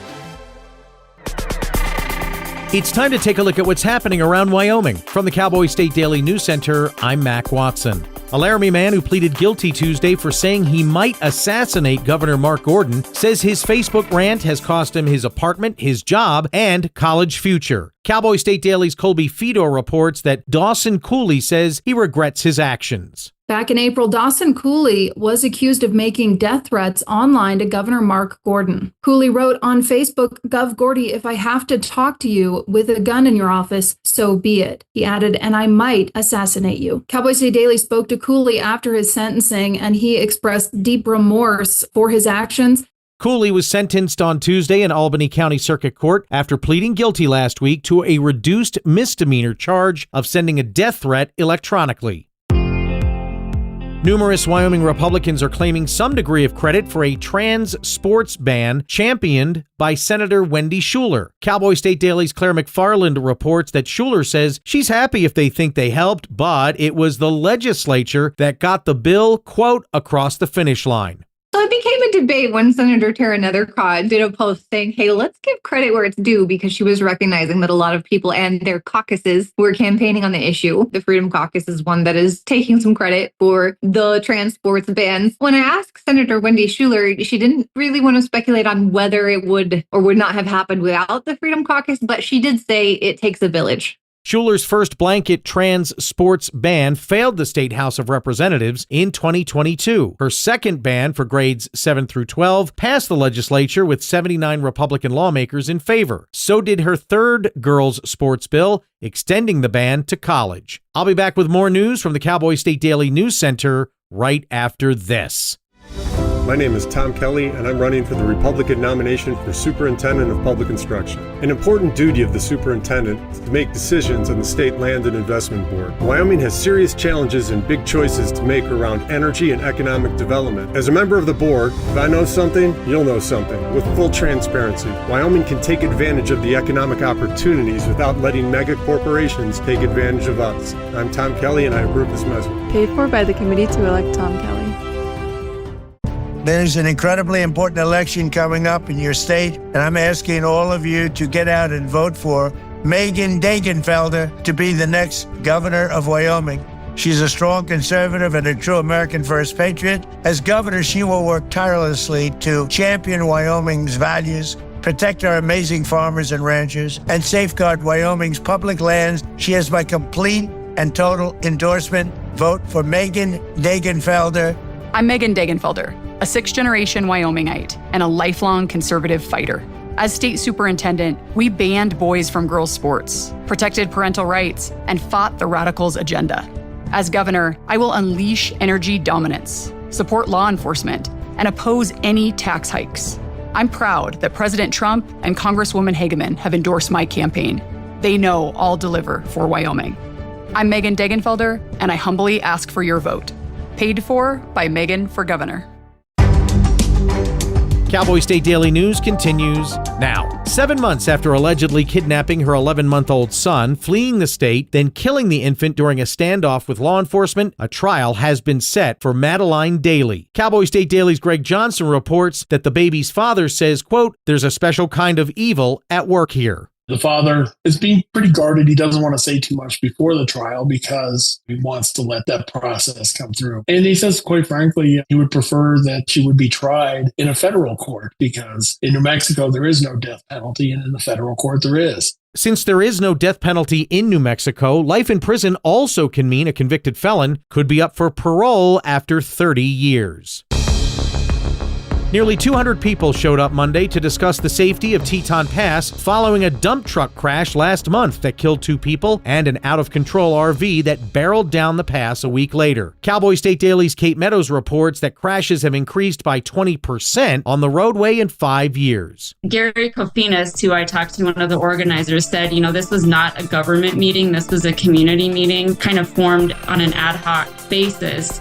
Teton Pass, which carries traffic between Jackson and eastern Idaho, is one of the steepest highway grades in the continental United States. That's according to the Wyoming Highway Patrol. And that's today's news. Get your free digital subscription to Wyoming's only statewide newspaper by hitting that daily newsletter button at cowboystatedaily.com. I'm Mac Watson for Cowboy State Daily.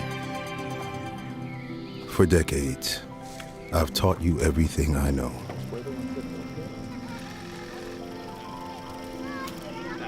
How to safely build a fire. How to control the flames.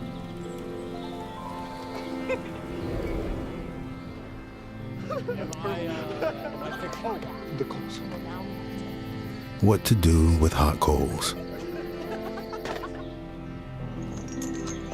How to secure your chains.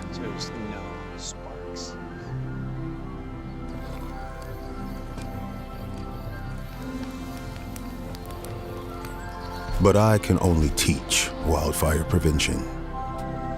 Only you can prevent wildfires.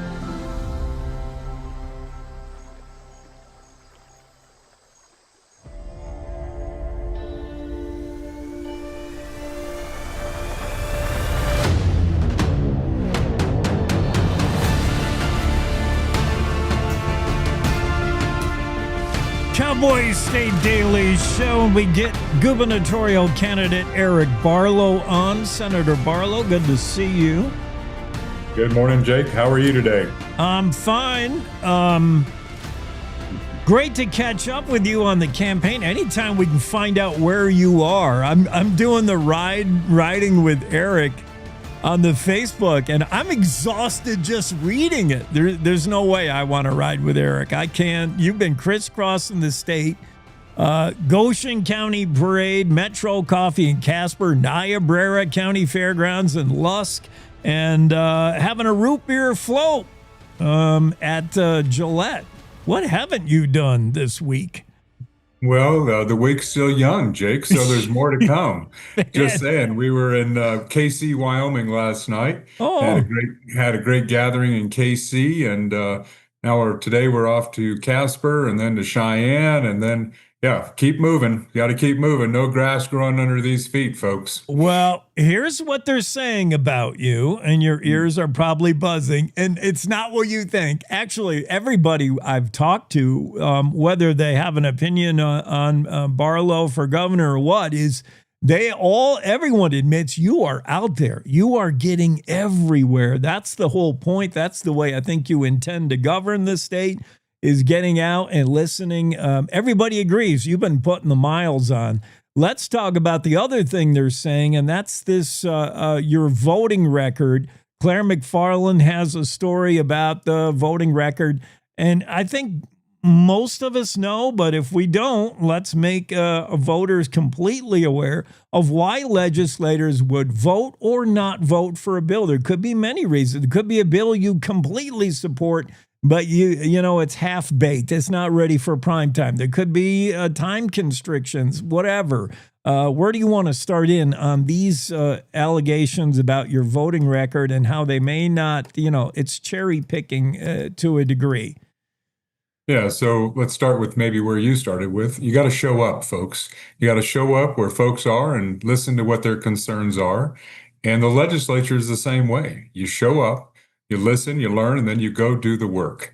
And that work means reading the bill, understanding the consequences of the bill, and understanding where you are in the legislative process. They describe the legislation as, making sausage. We can all maybe have a different picture of what that is, but a lot of pieces go in. And in the end, you want a product that's meaningful, that actually does something meaningful for the citizens in Wyoming. And we get hundreds of bills each year. They're not all ready for prime time. They're not all the process. Sometimes it takes a year or two to get them correct. I've run my own bills multiple years that I thought were really good ideas. And guess what? Other folks wanted to improve them, said they could be better. And so we do that work. That's a legislative process. So you can cherry pick things, to your point. But really what you want in the end is something that's meaningful, that protects Wyoming citizens, promotes freedom, whatever the goals of that bill are. You want it to be something meaningful, not get hung up in the courts, and not get, vetoed by, a governor or something like that. So, and the other thing about legislation is it's about building relationships. It's understanding the issues and building relationships. And, I've got hundreds of bills that I've voted on, and so I have a record. No one else in this space has the record that I do, and out of that, you can maybe point to some things that, I just don't understand that. Well, let's have a conversation about that particular vote on that particular day and what I understood then. So, look. I have a good, solid record of supporting Wyoming and Wyoming families and Wyoming's children. Not every bill, though, folks, is ready for prime time. Some bills need more work, and I'm willing to do that work. I do it as a legislator. I'll do it as the next governor of Wyoming. Are we understanding who's behind some of these ads that are looking at voting records? We have one group called Women for Responsible Government Action. I think there's another group behind some of these mailers that point out the voting record. Do you know who they are? Does it matter to you? Is this just a distraction from what you're trying to accomplish? Yeah, so I mean, obviously there are records out there that talk about what who is doing what, and there'll be filings here coming next week, so you can actually see who's paying for this stuff as well. So knowing the one name is, part of it. Knowing who's funding it. Is it outside money? Is it, outside agendas running this stuff, or is it actually Wyoming things? We will also be filing this next week as well, our campaign finance report. And I think you will see that we have a solid base of Wyoming folks who have said, we want to be a part of this. We believe in a Wyoming with a strong, bright future of prosperity, and we want to be a part of this. And Eric, we think you should be a leader in this effort. So we're going to get those reports, what they're doing and what they're saying. Sir, we'll respond to it if we think it's appropriate and necessary. But to your point, we have to stay on message. What are we doing to build the Wyoming where young people can choose to be here? Where the communities thrive, where the economy works for Wyoming, and government knows its place and stays out of the way. That's the message. And that's what people are interested in. And I'll tell you, folks don't like the negativity stuff. I've got, whether it's at the ice cream social in Gillette last couple days ago or last night in KC, folks are like, we're with you, Eric, and we reject this type of thing. Why does, here's how I kind of approach it. This negative stuff, it shouldn't be in politics, because it certainly doesn't work in your church. It doesn't work in your family. It doesn't work in your business. That's not how we treat each other. I don't believe. And it's certainly, I made the commitment 12 months ago. We started this journey on August 12th last year. And I made the commitment that I was going to be about a positive, affirmative energy and message for Wyoming. I'm not running against someone. I'm running for Wyoming, period.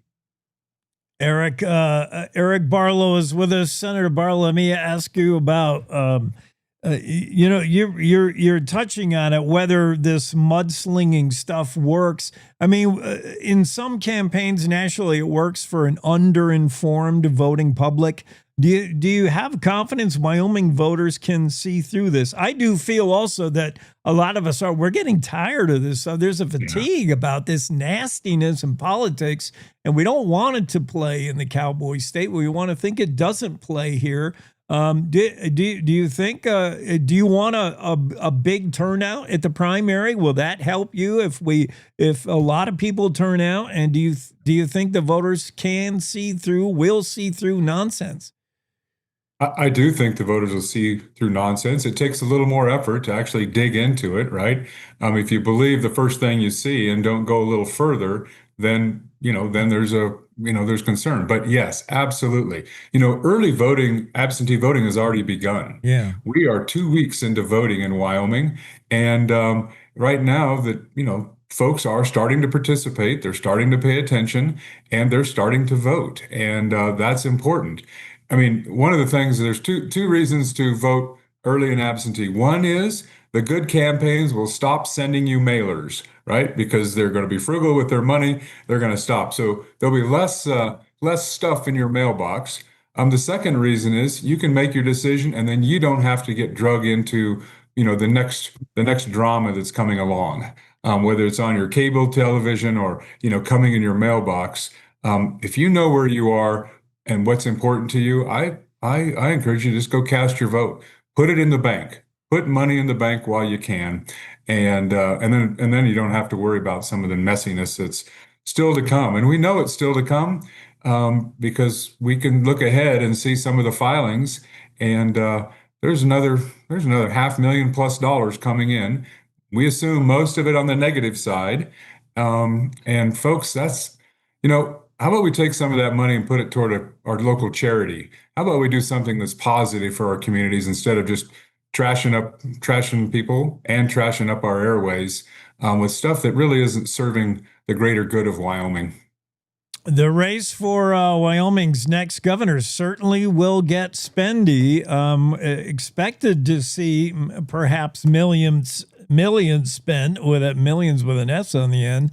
by the time it's all said and done. Let's talk about the money being wagered on it. What are you to make of this story that Kalshi and Polymarket? I mean, do you agree with the numbers as far as how, they got you at 58%, Megan Degenfelder 41, Bien? For me, surprisingly, at just 3% in the distance. What does it all mean? It's not healthy, I don't think, to be betting on campaigns. Well, yeah, I think, look, I'm in agriculture. I don't need to go to a casino or go online to gamble. I do it every day right outside with cows and sheep and yak and, water and drought, etc. So, yeah. I don't really understand it, how it works. I think I will say we were at a pioneer dinner at the Campbell County Fair, which Kelly and I are part of every year. And I had a young person come up to me and said, "Eric, I bet the odds were against you early, and I'm in it now. I'm in for the money now. You just better win." So I think it's a younger generation thing, which quite honestly, I don't understand quite as well, but yeah, and I'm not participating. I'm just doing the work to be successful. There are a lot of ways to lose money, including being in the livestock business in Wyoming during a drought. I mean, I don't get it either. Yeah. So what's left? You just keep on keeping on. How much does this mudslinging attack stuff? How much does it affect you personally? Are you above it? You can't be immune to it. I mean, certainly you see it on the socials. Do you try to turn a blind eye, or how do you deal with it in the family? Yeah. So, well, okay, let's start with the family. It's really, really hard for family, right? Yeah. For my wife, Kelly, who's, one of the most lovely people there is, a kindergarten teacher or a special ed teacher. She does everything, community volunteer. She does everything to build people up and not to, disparage or tear people down. And so it's really difficult for her. I don't spend much or any time on social media unless my wife or the team tells me, "Hey, you should know about this comment," or, this, and do you want to respond to it, etc. So I don't live in that space. I mean, you may know this, but I use a flip phone. It's my filter on the foolishness. And it doesn't mean I don't have access. So I'm talking to you on my computer. I have access to everything I need, but I want to hear from people.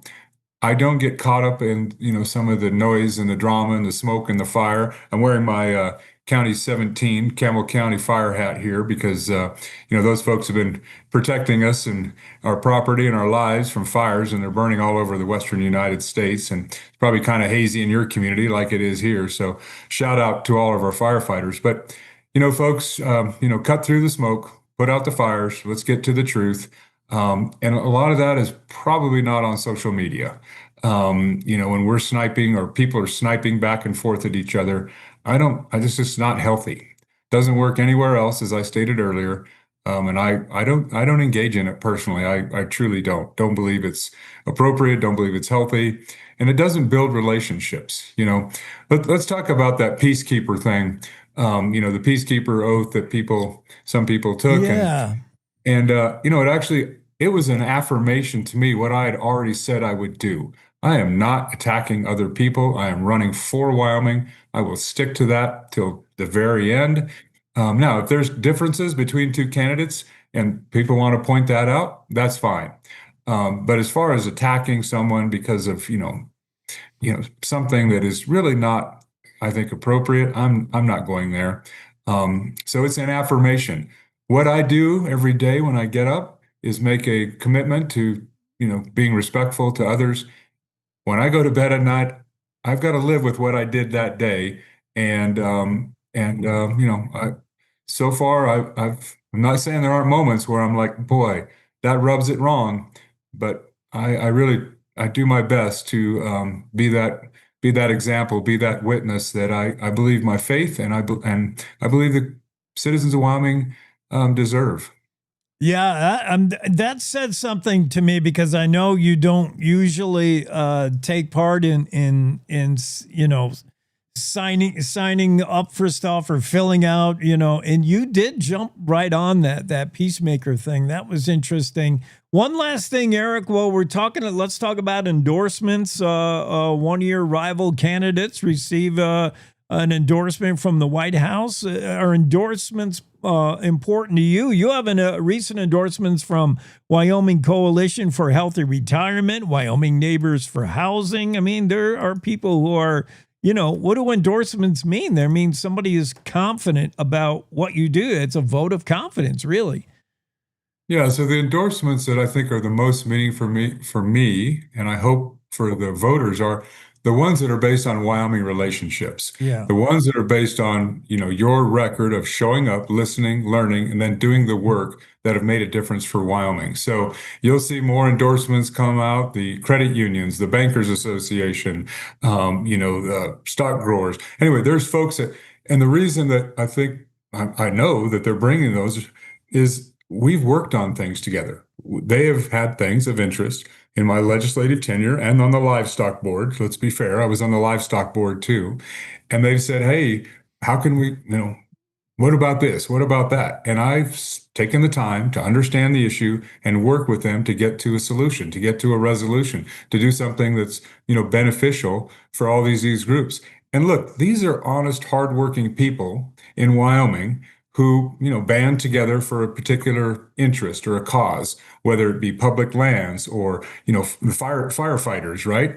Right now, they're on the front line. But when it comes to Cheyenne, they're on the front line there, making sure that we understand the resources they need to do their job in the middle of a fire season. So these are the endorsements I care about that are meaningful, are the ones where there's a personal relationship involved with Wyoming people, and we've worked to make a difference, to make lives better in Wyoming. Eric Barlow, running for governor, shows up, does the work, gets results. Find him on the interwebs, barlowforwyo.com. Thanks, Eric. Things heating up. 13 days left before the August 18th primary. Yeah. Thanks, Jake. Have a great day. You too. Thank you. Cowboy State Daily Show. We're going to take a quick break. Come right back here. We're going to Gillette College. Get ready. We'll do it after this. This is Robert Short, candidate for Secretary of State. I built businesses in Wyoming, served as an election judge, and worked diligently the past 11 years as the county commissioner to create collaborations and partnerships with stakeholders around our state and nation to benefit the people of Wyoming. As your next Secretary of State, you can count on me to put these skills to work for the benefit of you, the people of Wyoming. Vote Robert Short, Secretary of State. Visit shortforstate.com for more info, paid for by Short for State. This is the Cowboy State Daily Radio Network. Substance use disorder and addiction is so isolating. And so, as a Black woman in recovery, hope must be loud. The moment I chose hope was when I couldn't look myself in the mirror anymore. I did not recognize myself. Absolutely. So I'm so proud because I did not think I was gonna make it. And now, I get to call my mom and say I love her. I get to teach my son how to say, Mama, I love you. Yeah. So for me, hope in this moment, it is the thread that lets you know that no matter what happens, you will be okay. Judy.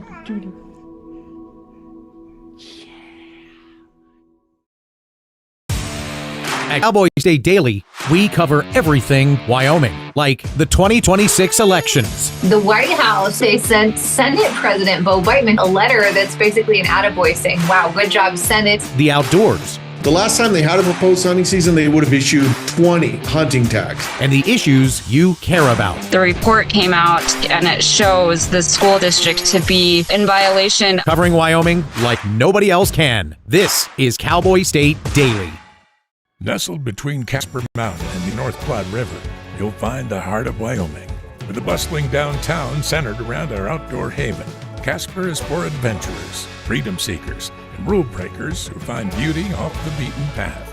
So if touchable history, a vibrant community, and uninterrupted outdoor recreation define your travel itinerary, allow us to welcome you to the one and only Casper, Wyoming. Plan your trip at visitcasper.com.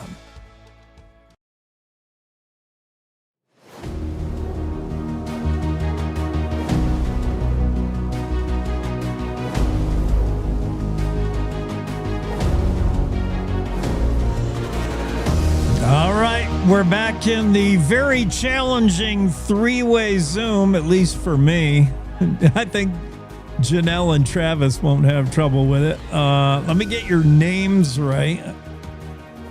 I got to type them in. Stand by. My typing is not what it used to be.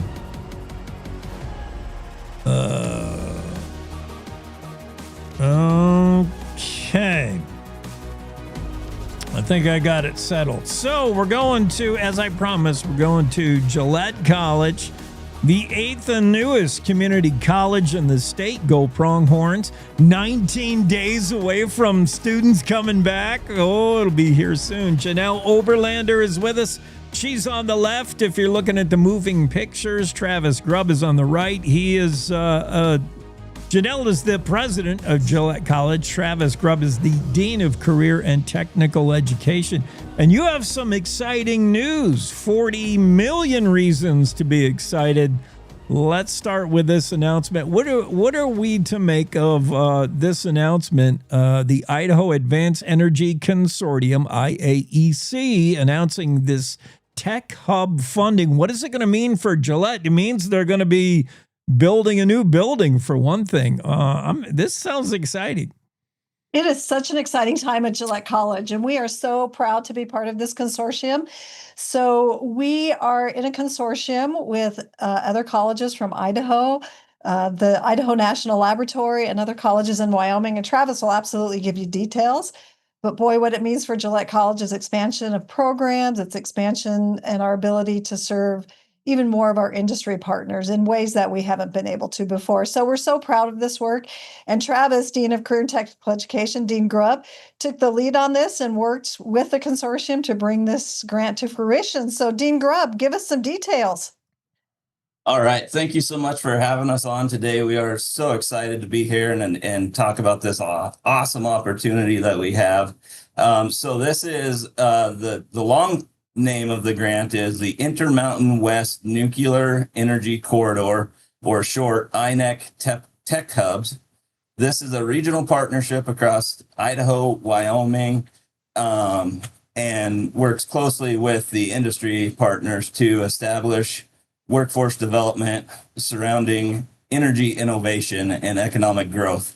Altogether, the initiative represents roughly $40 million. This is a regional investment, including federal funding from the EDA and matching or in-kind support from partners. Gillette College's portion of this amazing grant is roughly $3.5 million, which we will use to expand our already awesome workforce training and strengthen pathways into high-demand technical careers to support this new, exciting path of producing energy for the nation. Yeah, Dean Grubb is already turning out diesel mechanics, welders. I mean, people ready ready to go to work. And by the way, students graduate from Gillette College with little or no debt, very affordable. And whether it's nursing, education, whatever your career path, they will get you ready in a short 2 years at Gillette College. Well, Dean Grubb, this sounds like exactly what is in the news all the time. We talk about losing our kids. We educate our kids when they go away to try to find jobs. The jobs are right here. In fact, they may not have to leave Gillette. If we talk about BWXT, I mean, really, you're talking, we could put educated kids right into the workforce right here in the state. Absolutely. Yeah. I mean, we're just building upon what we already do. We're not abandoning what we've done for years, which is kick out high trained, skilled workers for the workforce that we have to have. But what this will allow us to do is expand, into instrumentation and controls, some of the construction trades, and then also into more of like a chemical tech program, just to fill some of the voids that we have in the workforce currently, and some of the future jobs that we'll have to supply talented workers for. So yeah, it's super exciting. Can't wait to get started on this project with all of our awesome partners. I think the other key thing, being partnered with these other colleges will just expand Gillette's footprint. We'll have resources that we didn't have before. Having Idaho National Laboratory at our fingertips to reach out and get more information, and they'll help us stand up these programs, help us establish these awesome partnerships with our industry.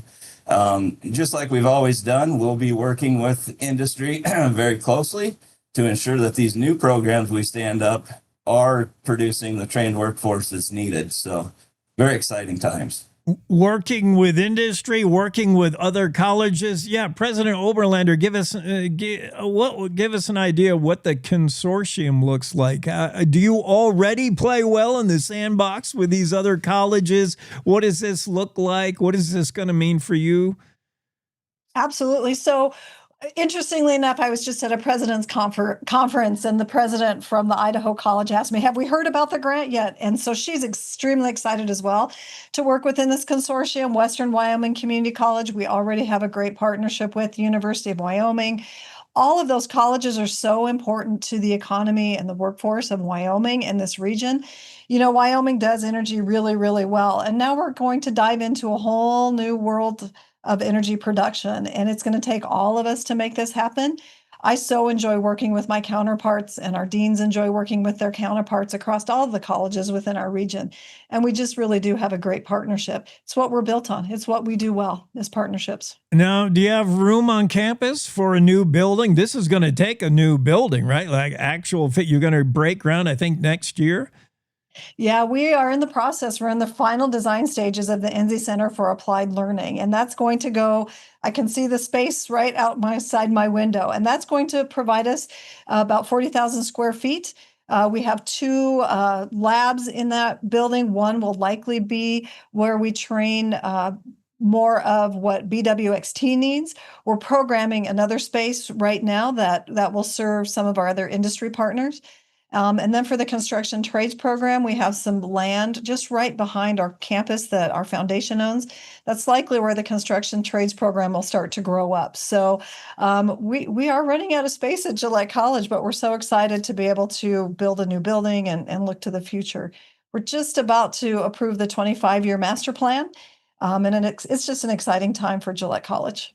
Dean Grubb, this is going to mean an expansion of the curriculum you offer. You're going to have to come up with a whole new programs that you don't even have. I don't even know what chemical technology is. What is this stuff? Are you ready for it? Yeah, well, it's kind of all new to us as well, and that's where the partnership really comes into play. The experts from INL and Idaho colleges, they have programs that exist, so we'll be able to mirror and shape those programs to fit what we need here in Campbell County. The other instrumentation and controls is really going to be a stack-on credential to our industrial electrical program. So the idea is current working electricians could come back for a year or just short training to get advanced training for instrumentation and controls. And then our current students could stick around for another semester or two to get that additional credential, just to prepare them for the new industry. And then as far as like the construction program, yeah, that'll be brand new to us, which is very exciting. We've had a construction program years ago, but this one will be focused more on probably horizontal construction, roads, bridges, more heavy industrial type construction. But also there's going to be a huge demand for increased housing in Campbell County. So definitely just getting more workers to build the new houses that will soon be popping up all over, I'm sure. Yeah, there's a lot of opportunity, a lot of job growth in these sectors, and we have to like educate them, pump out these next kids, the next generation. There's ready-made jobs for them, and we can get them all worked up at college. Gillette College, 2-year school. Yeah, what future looks bright, Janel. You know, we are so proud of the work that our faculty and staff have done here. This is the first community college to stand up in the state of Wyoming since 1968. And so we're doing and breaking boundaries that no other colleges have had to do. The environment of accreditation and work with the Department of Education has changed. So we're just breaking barriers left and right, and so proud of the work we're doing here at Gillette College. So we've got a great group of people doing awesome work. Yeah. Now, who are your kids? I'm gonna call them kids compared to me. They are. Who are your kids coming there? Are they? I mean, obviously they're high school grads. They may be transferred. They may be somebody who's out of education for a little bit. They've been in the workforce, but they want to get trained up in a new way. That might be international students. I don't know. All different kinds of people there. Absolutely. So we talk about lifelong learning as part of our mission is to train across the lifetime. So we have K-12 students who come to our campus as early as second grade, and we follow them all the way through dual and concurrent enrollment. And then they can come to us. We graduated 40 high school students last year as dual enrollment who earned their associate's degree before finishing high school. So we're really proud of the work we do with Campbell County School District. And then, of course, we have the traditional student. We have student athletes. And yes, we have about 22, 23 international students who come into Gillette. But we also have adult learners who come to campus. We're building and creating a second arm of our institution that's non-credit bearing. It's experiential learning. So Gillette College is already good at this. We already train MSHA. We have the state MSHA grant. So we train anywhere from 2,000 to 3,000 people a year through MSHA. So we're really good at non-credit training already. So we have a plethora and across the lifespan of students that we teach here at Gillette College. GilletteCollege.org. And just during our chat, we're now down to 18 days left before the school And season. athletes have already returned. We already have more than that. We probably have about 60 students already on campus for athletics. So it's great. It's a great time to be at Gillette College. Thanks both for being on. This is exciting news, by the way. I'm reading it at our friends over there in County 17. Great news. Gillette College launching construction trades program through a $40 million tech hub investment. Travis Grubb joins us, Dean of Career and Technical Education. And that's Janel Oberlander. She's president of the college. Thanks for being on. Thanks so much. Yes, thank you so much. Have a great day. Cowboy State Daily Show continues. We'll get Kate Meadows up in here right after this quick break. 14 years before Wyoming became a state, the Centennial Gold Mine gave its name to a tiny town. From gold to lumber, a railroad, and agriculture, your gateway to the Snowies invites you to join us in celebrating the Centennial Wyoming Sesquicentennial with a parade, vendors, food trucks, book sale, autograph signing by C.J. Box, historical speakers, chainsaw art demo, face painting, meet Smokey Bear, and more. All this at the Centennial 150-year celebration. September 12th. Parade starts at 9 a.m. just 28 miles west of Laramie on Highway 130. You're listening to the Cowboy State Daily Radio Network. Wyoming is a place of unlimited potential, a place that inspires us to dream. Since 2014, Wyo Lotto has given back over $180 million to our great state through transfers, winnings, commissions, and more. Dollars that have gone directly into your cities, towns, and counties. Dollars that have changed lives and set dreams in motion. Thank you, Wyoming, for a legendary 10 years. We can't wait to dream up what's next. At Cowboy State Daily, we cover everything Wyoming, like energy. So you're going to put power generation on that. What kind of noise is that going to make? The outdoors. 700-pound grizzly bear. They call him the boss. They collared him on May 13th, and he ditched that collar within a week. And the issues you care about. We still don't know who the suspect is. He died in a shootout with officers, so we still don't know how many officers were involved in that. Covering Wyoming like nobody else can. This is Cowboy State Daily.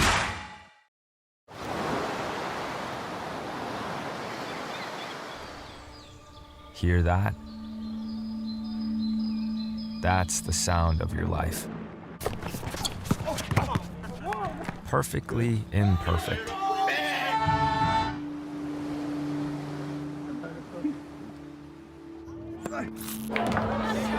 Beating in rhythm to the world you've created.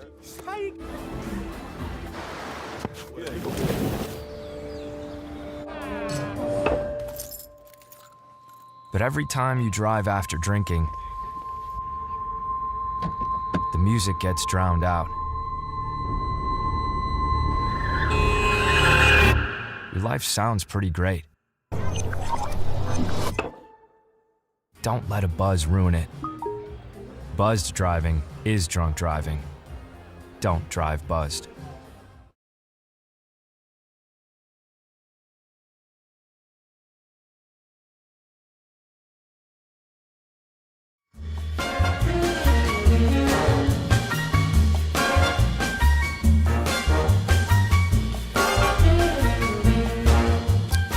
Yeah, I'm not asleep at the wheel. I'm just not used to some of our new ad breaks. I forget when they end, when the 2 minutes is up. Here I am. I'm back. Cowboy State Daily Show. Kate will be here shortly.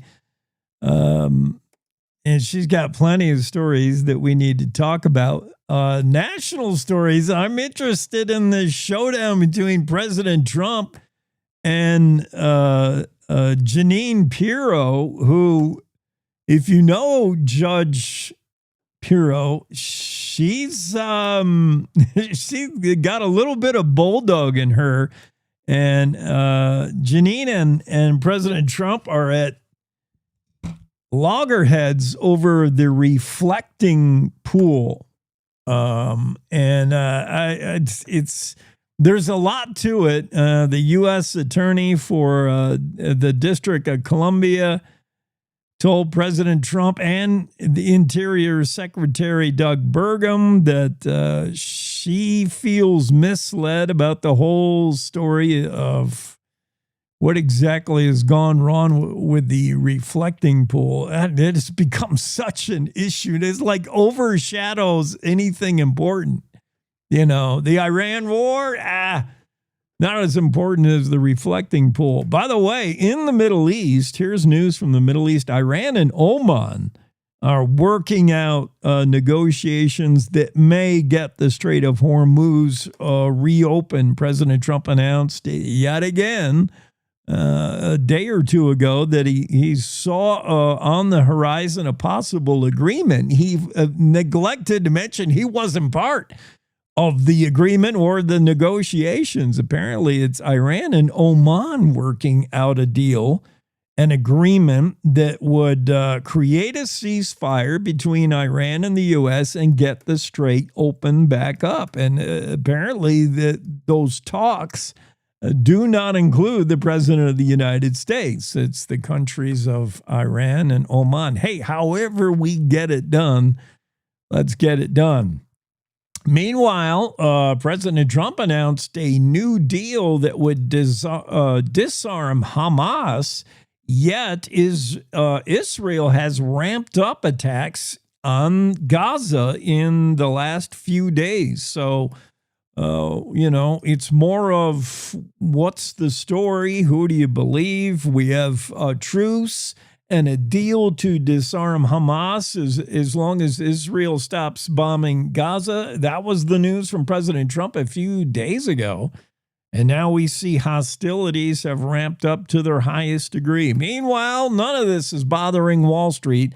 The S&P 500 hit a record high after Treasury Secretary Scott Bessent said there might be a deal to reopen the strait soon. And that's news that Iran and Oman are talking. So Wall Street's just continuing to kill it, all while we continue to kill each other in the Middle East and in Russia and Ukraine. Kate Meadows, let's get to her. Let's play her some fancy music to get her in here. And a great way to cap off our Wednesday, every Wednesday. Hi, Kate. I'd ask you what you're up to, but I already know. I can see all the stories you wrote for the Cowboy State Daily. How's things in the Black Hills? They're getting pretty crazy. We're getting geared up for the rally next week and already seeing not all the bikers, but they're coming, and that rumble is starting to get more and more common. Feel the rumble. Now this is not your first Sturgis, your first rally, right? Oh no. Not your first rodeo, yeah. Are you gonna my first bike rodeo? Do you do anything? Are you one of those that like, oh, it's my hometown and this thing comes and I want to get shot of it. I don't even want to see it. Or do you do it? Do you go, or you've been there, done that? Well, I can tell you, my husband is a lurker. He goes at least one day to walk around and check it out. I don't get it. I'm not interested in it at all.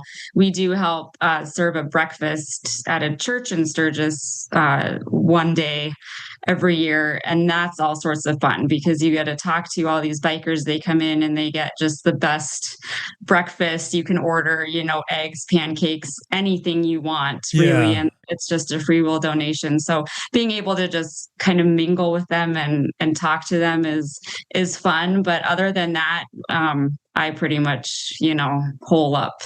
Yeah, that there's some aspects of it. It's probably hard to ignore, for one thing. I mean, the rumble, you can't escape it, but you're not going to see Kate Meadows at the wheelie contest or the burning rubber or, all right.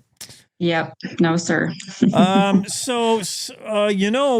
are concerns. I heard it. This is my neck of the woods where we have the Teton Pass and the traffic over the pass and recent crashes and issues. They had a big community meeting about how do you make Teton Pass safer other than boring a tunnel through it. I don't know how you make it safer, but there have been incidents and concern heightened once again about traveling the pass. It's steep. It's among the steepest, if not the steepest road in the state. And, there's a lot of heavy traffic. By heavy, I don't mean like volume, but like the actual weight of the vehicle, right? Going over. And that's where we're getting a lot of these reports of runaway, box trucks, dump trucks, RVs. It's these heavier vehicles that are having trouble, navigating down either side. And I know one of the, proposals that was floated at that meeting on Monday was, is it a weight issue? Is it, we need to just ban trucks of a certain size or a certain capacity from going over that pass? The organizer that I talked to said he had read an editorial from 1978 that said that pass was never built for heavy trucks. It was really meant for cars only. And, he said, here we are. I found that interesting. I have not heard that. And I thought I heard everything about Teton Pass. I had not heard that was meant for, commuter traffic, Subarus and Chevrolets, not necessarily these big rigs, which you've got to drive differently. You certainly got to downshift and RVs. That's my concern. I mean, I have seen the commercial truckers. You would assume they know how to drive something steep. For the most part, they do, unless they're overweight, and we've catch some naughty ones doing that. But it's these RV drivers during the summer I worry about, because they don't have a lot of time behind the wheel driving those RVs. And, that's scary. Yeah, especially the ones who rent them and maybe don't have the experience or the training required. Yeah, that's scary. And the volume, you have no idea. I drive this thing and I can't believe how many people I'm behind and are behind me and are coming the other way. Thousands, Kate. Yes. Yeah. Gary Kofinas, who I talked to, said he estimated 10,000 a day in the winter and 15,000 in the summer. Total, yes, those numbers are correct from your story. And from what I've observed, totally. It is, I've heard Wyoming 22. I've heard YDOT engineers say it is the busiest 2-lane in the state. It's got to be. Mm-hmm. Mm-hmm. Yeah, during the summer months especially. Yeah, and there's no easy solution. It's not a simple fix. You know where else we're seeing increased traffic and it has concern, and that's the Bighorn Mountains. People are loving them more and more, and it's got Bighorn County Search and Rescue busier and busier. How are they going to pay for these operations? That's right. Yeah, I just saw another report yesterday about a two-stranded horseback riders that, Bighorn County Search and Rescue went out in a borrowed sheriff's truck and made the plea. The rescue was fine. They rescued these women and everything was fine. They were just cold. But it all ended well. There was the plea again. If we get this Land Rover for this, competition we're, in on, we don't have to be borrowing the sheriff's truck. Oh, I didn't know. I didn't read that part of the story, Kate. What's the deal? They can maybe get a four-wheeler or something? Yeah, they're in the runnings for it's a national competition to win a Land Rover, which would be used as an emergency vehicle for them, and an additional $30,000. They're one of 5 search and rescue organizations in the country that is up for this, and it's just a voting thing. It's a public vote. You can vote once a day. I think you can vote as many times a day as you want. And whoever gets the most votes at the end wins. And that the voting closes on August 14th. I think we're seeing a lot of search and rescue teams throughout the state on increased calls simply because there's increased usage of our backcountry. People are getting out more and more. Is that what they said at Bighorn? Yes, that's what they're saying, and they've especially noticed it since the COVID pandemic, when people are being outside more and discovering these wide open spaces, and tourism is increasing at the same time that the budget is decreasing. Hey, thanks for that story. And we had a guest on, Jim Allington. The story just bringing it to our attention about Peabody Energy, and they cut their health benefits program, and it left Jim Allington kind of high and dry. You had that story, and then the follow up about what does Wyoming delegates think about it, and didn't hear a whole lot. Yeah, there's crickets from our delegates on that particular issue, and Jim Allington is not, far from the only one who's kind of left high and dry. He was a spokesperson, for that, for the retirees, but I heard from a number of other retirees as well, both in Wyoming and elsewhere, who are trying to figure out what they're going to do come 2027 when all of those benefits are cut. Yeah, and you mentioned it in the story, and we did have a Chicago lawyer expert on who represents employees that feel they've been shafted by their employer as far as retirement benefits, and all consensus seems to be Peabody is not doing anything illegal. It might not be the greatest thing, but they're within their rights to cut this program, the health benefits, and it just highlights the importance of being sure about what are your retirement benefits. What's your 401k? What's your pension going to be? You got to get it all spelled out clearly.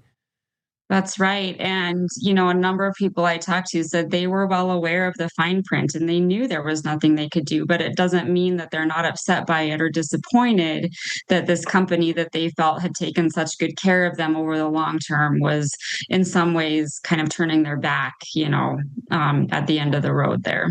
Yeah, and for employees, you don't really think about that in your 20s. You think this is a great job, great pay. You don't think about retiring. But when you're Jim Allington, yeah, when you're 20, you're never going to retire, right? Right. You're invincible. Right. That's right. Yeah, I'll worry about that when I get there.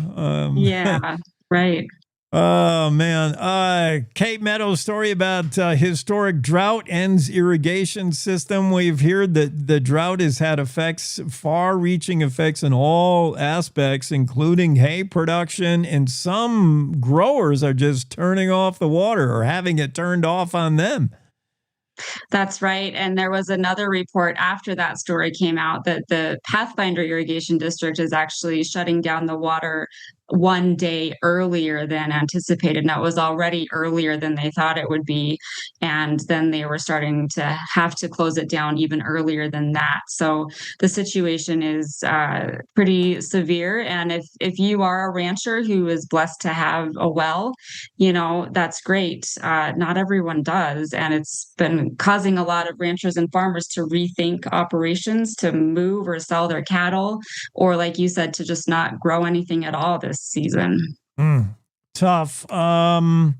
Federal judge okays cattle and beef price fixing suit. I think we all, at this point, we know, if you're following the story, there's like 4 major meat packers, and that's it. And, when you have only just 4 of something, similar to like airlines, there's only like 4 major airlines. You don't have choice. You don't have freedom of choice, and you can get some collusion going. A judge says a suit can move forward. What is this? Who's it brought by?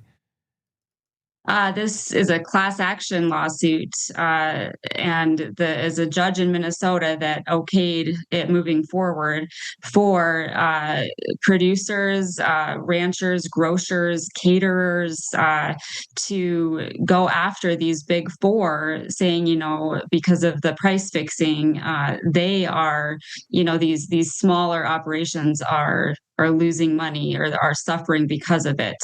It's going to be, it sounds like it's going to be a hard thing to prove that, that these big 4 are in collusion or have somehow, conspired to fix the prices. But it doesn't mean that, these smaller operations aren't going to try and get something.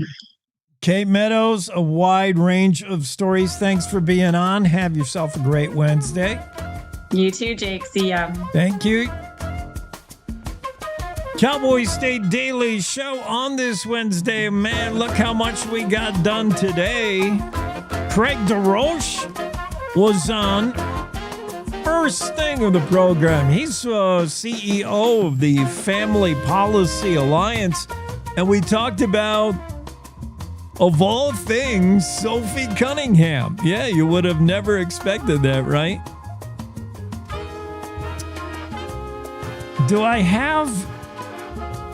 somewhere I thought I had Sophie Cunningham doing the point. I'm pretty sure I do. Where is it? It's my favorite Sophie move. Oh, here she is. I gotta make it smaller. This is what Sophie Cunningham was famous for up until about a week ago. I gotta make it smaller. It was for her point. She's always into it with somebody. She's a fun basketball player. The point. She was known for the point. Now she's known for pointing out the fact. She answered an ESPN reporter a question, and she said transgender players should not be in the WNBA. It's not safe, and it's not fair. And for that, she's suddenly become the poster child for transgender athletes and where they belong in sports. And Craig was on to talk about that. We had Representative Chip Neiman. Speaker Neiman was on the show to chat about his campaign. Luke Reiner talking about his campaign for House District 8. Megan Degenfelder joined the show today. Superintendent of Public Instruction. Kevin Christenson running to be a U.S. representative of the U.S. House. It was a nice chat with him, along with Claire. Eric Barlow running for governor. Janel Oberlander and Travis Grubb were on from Gillette College. So, man, we did a whole bunch today and a whole bunch more on tap for tomorrow. Have a great Wednesday, because that's going to do it for us this morning. Good morning. This is the Cowboy State Daily Morning Show with Jake. The new way Wyoming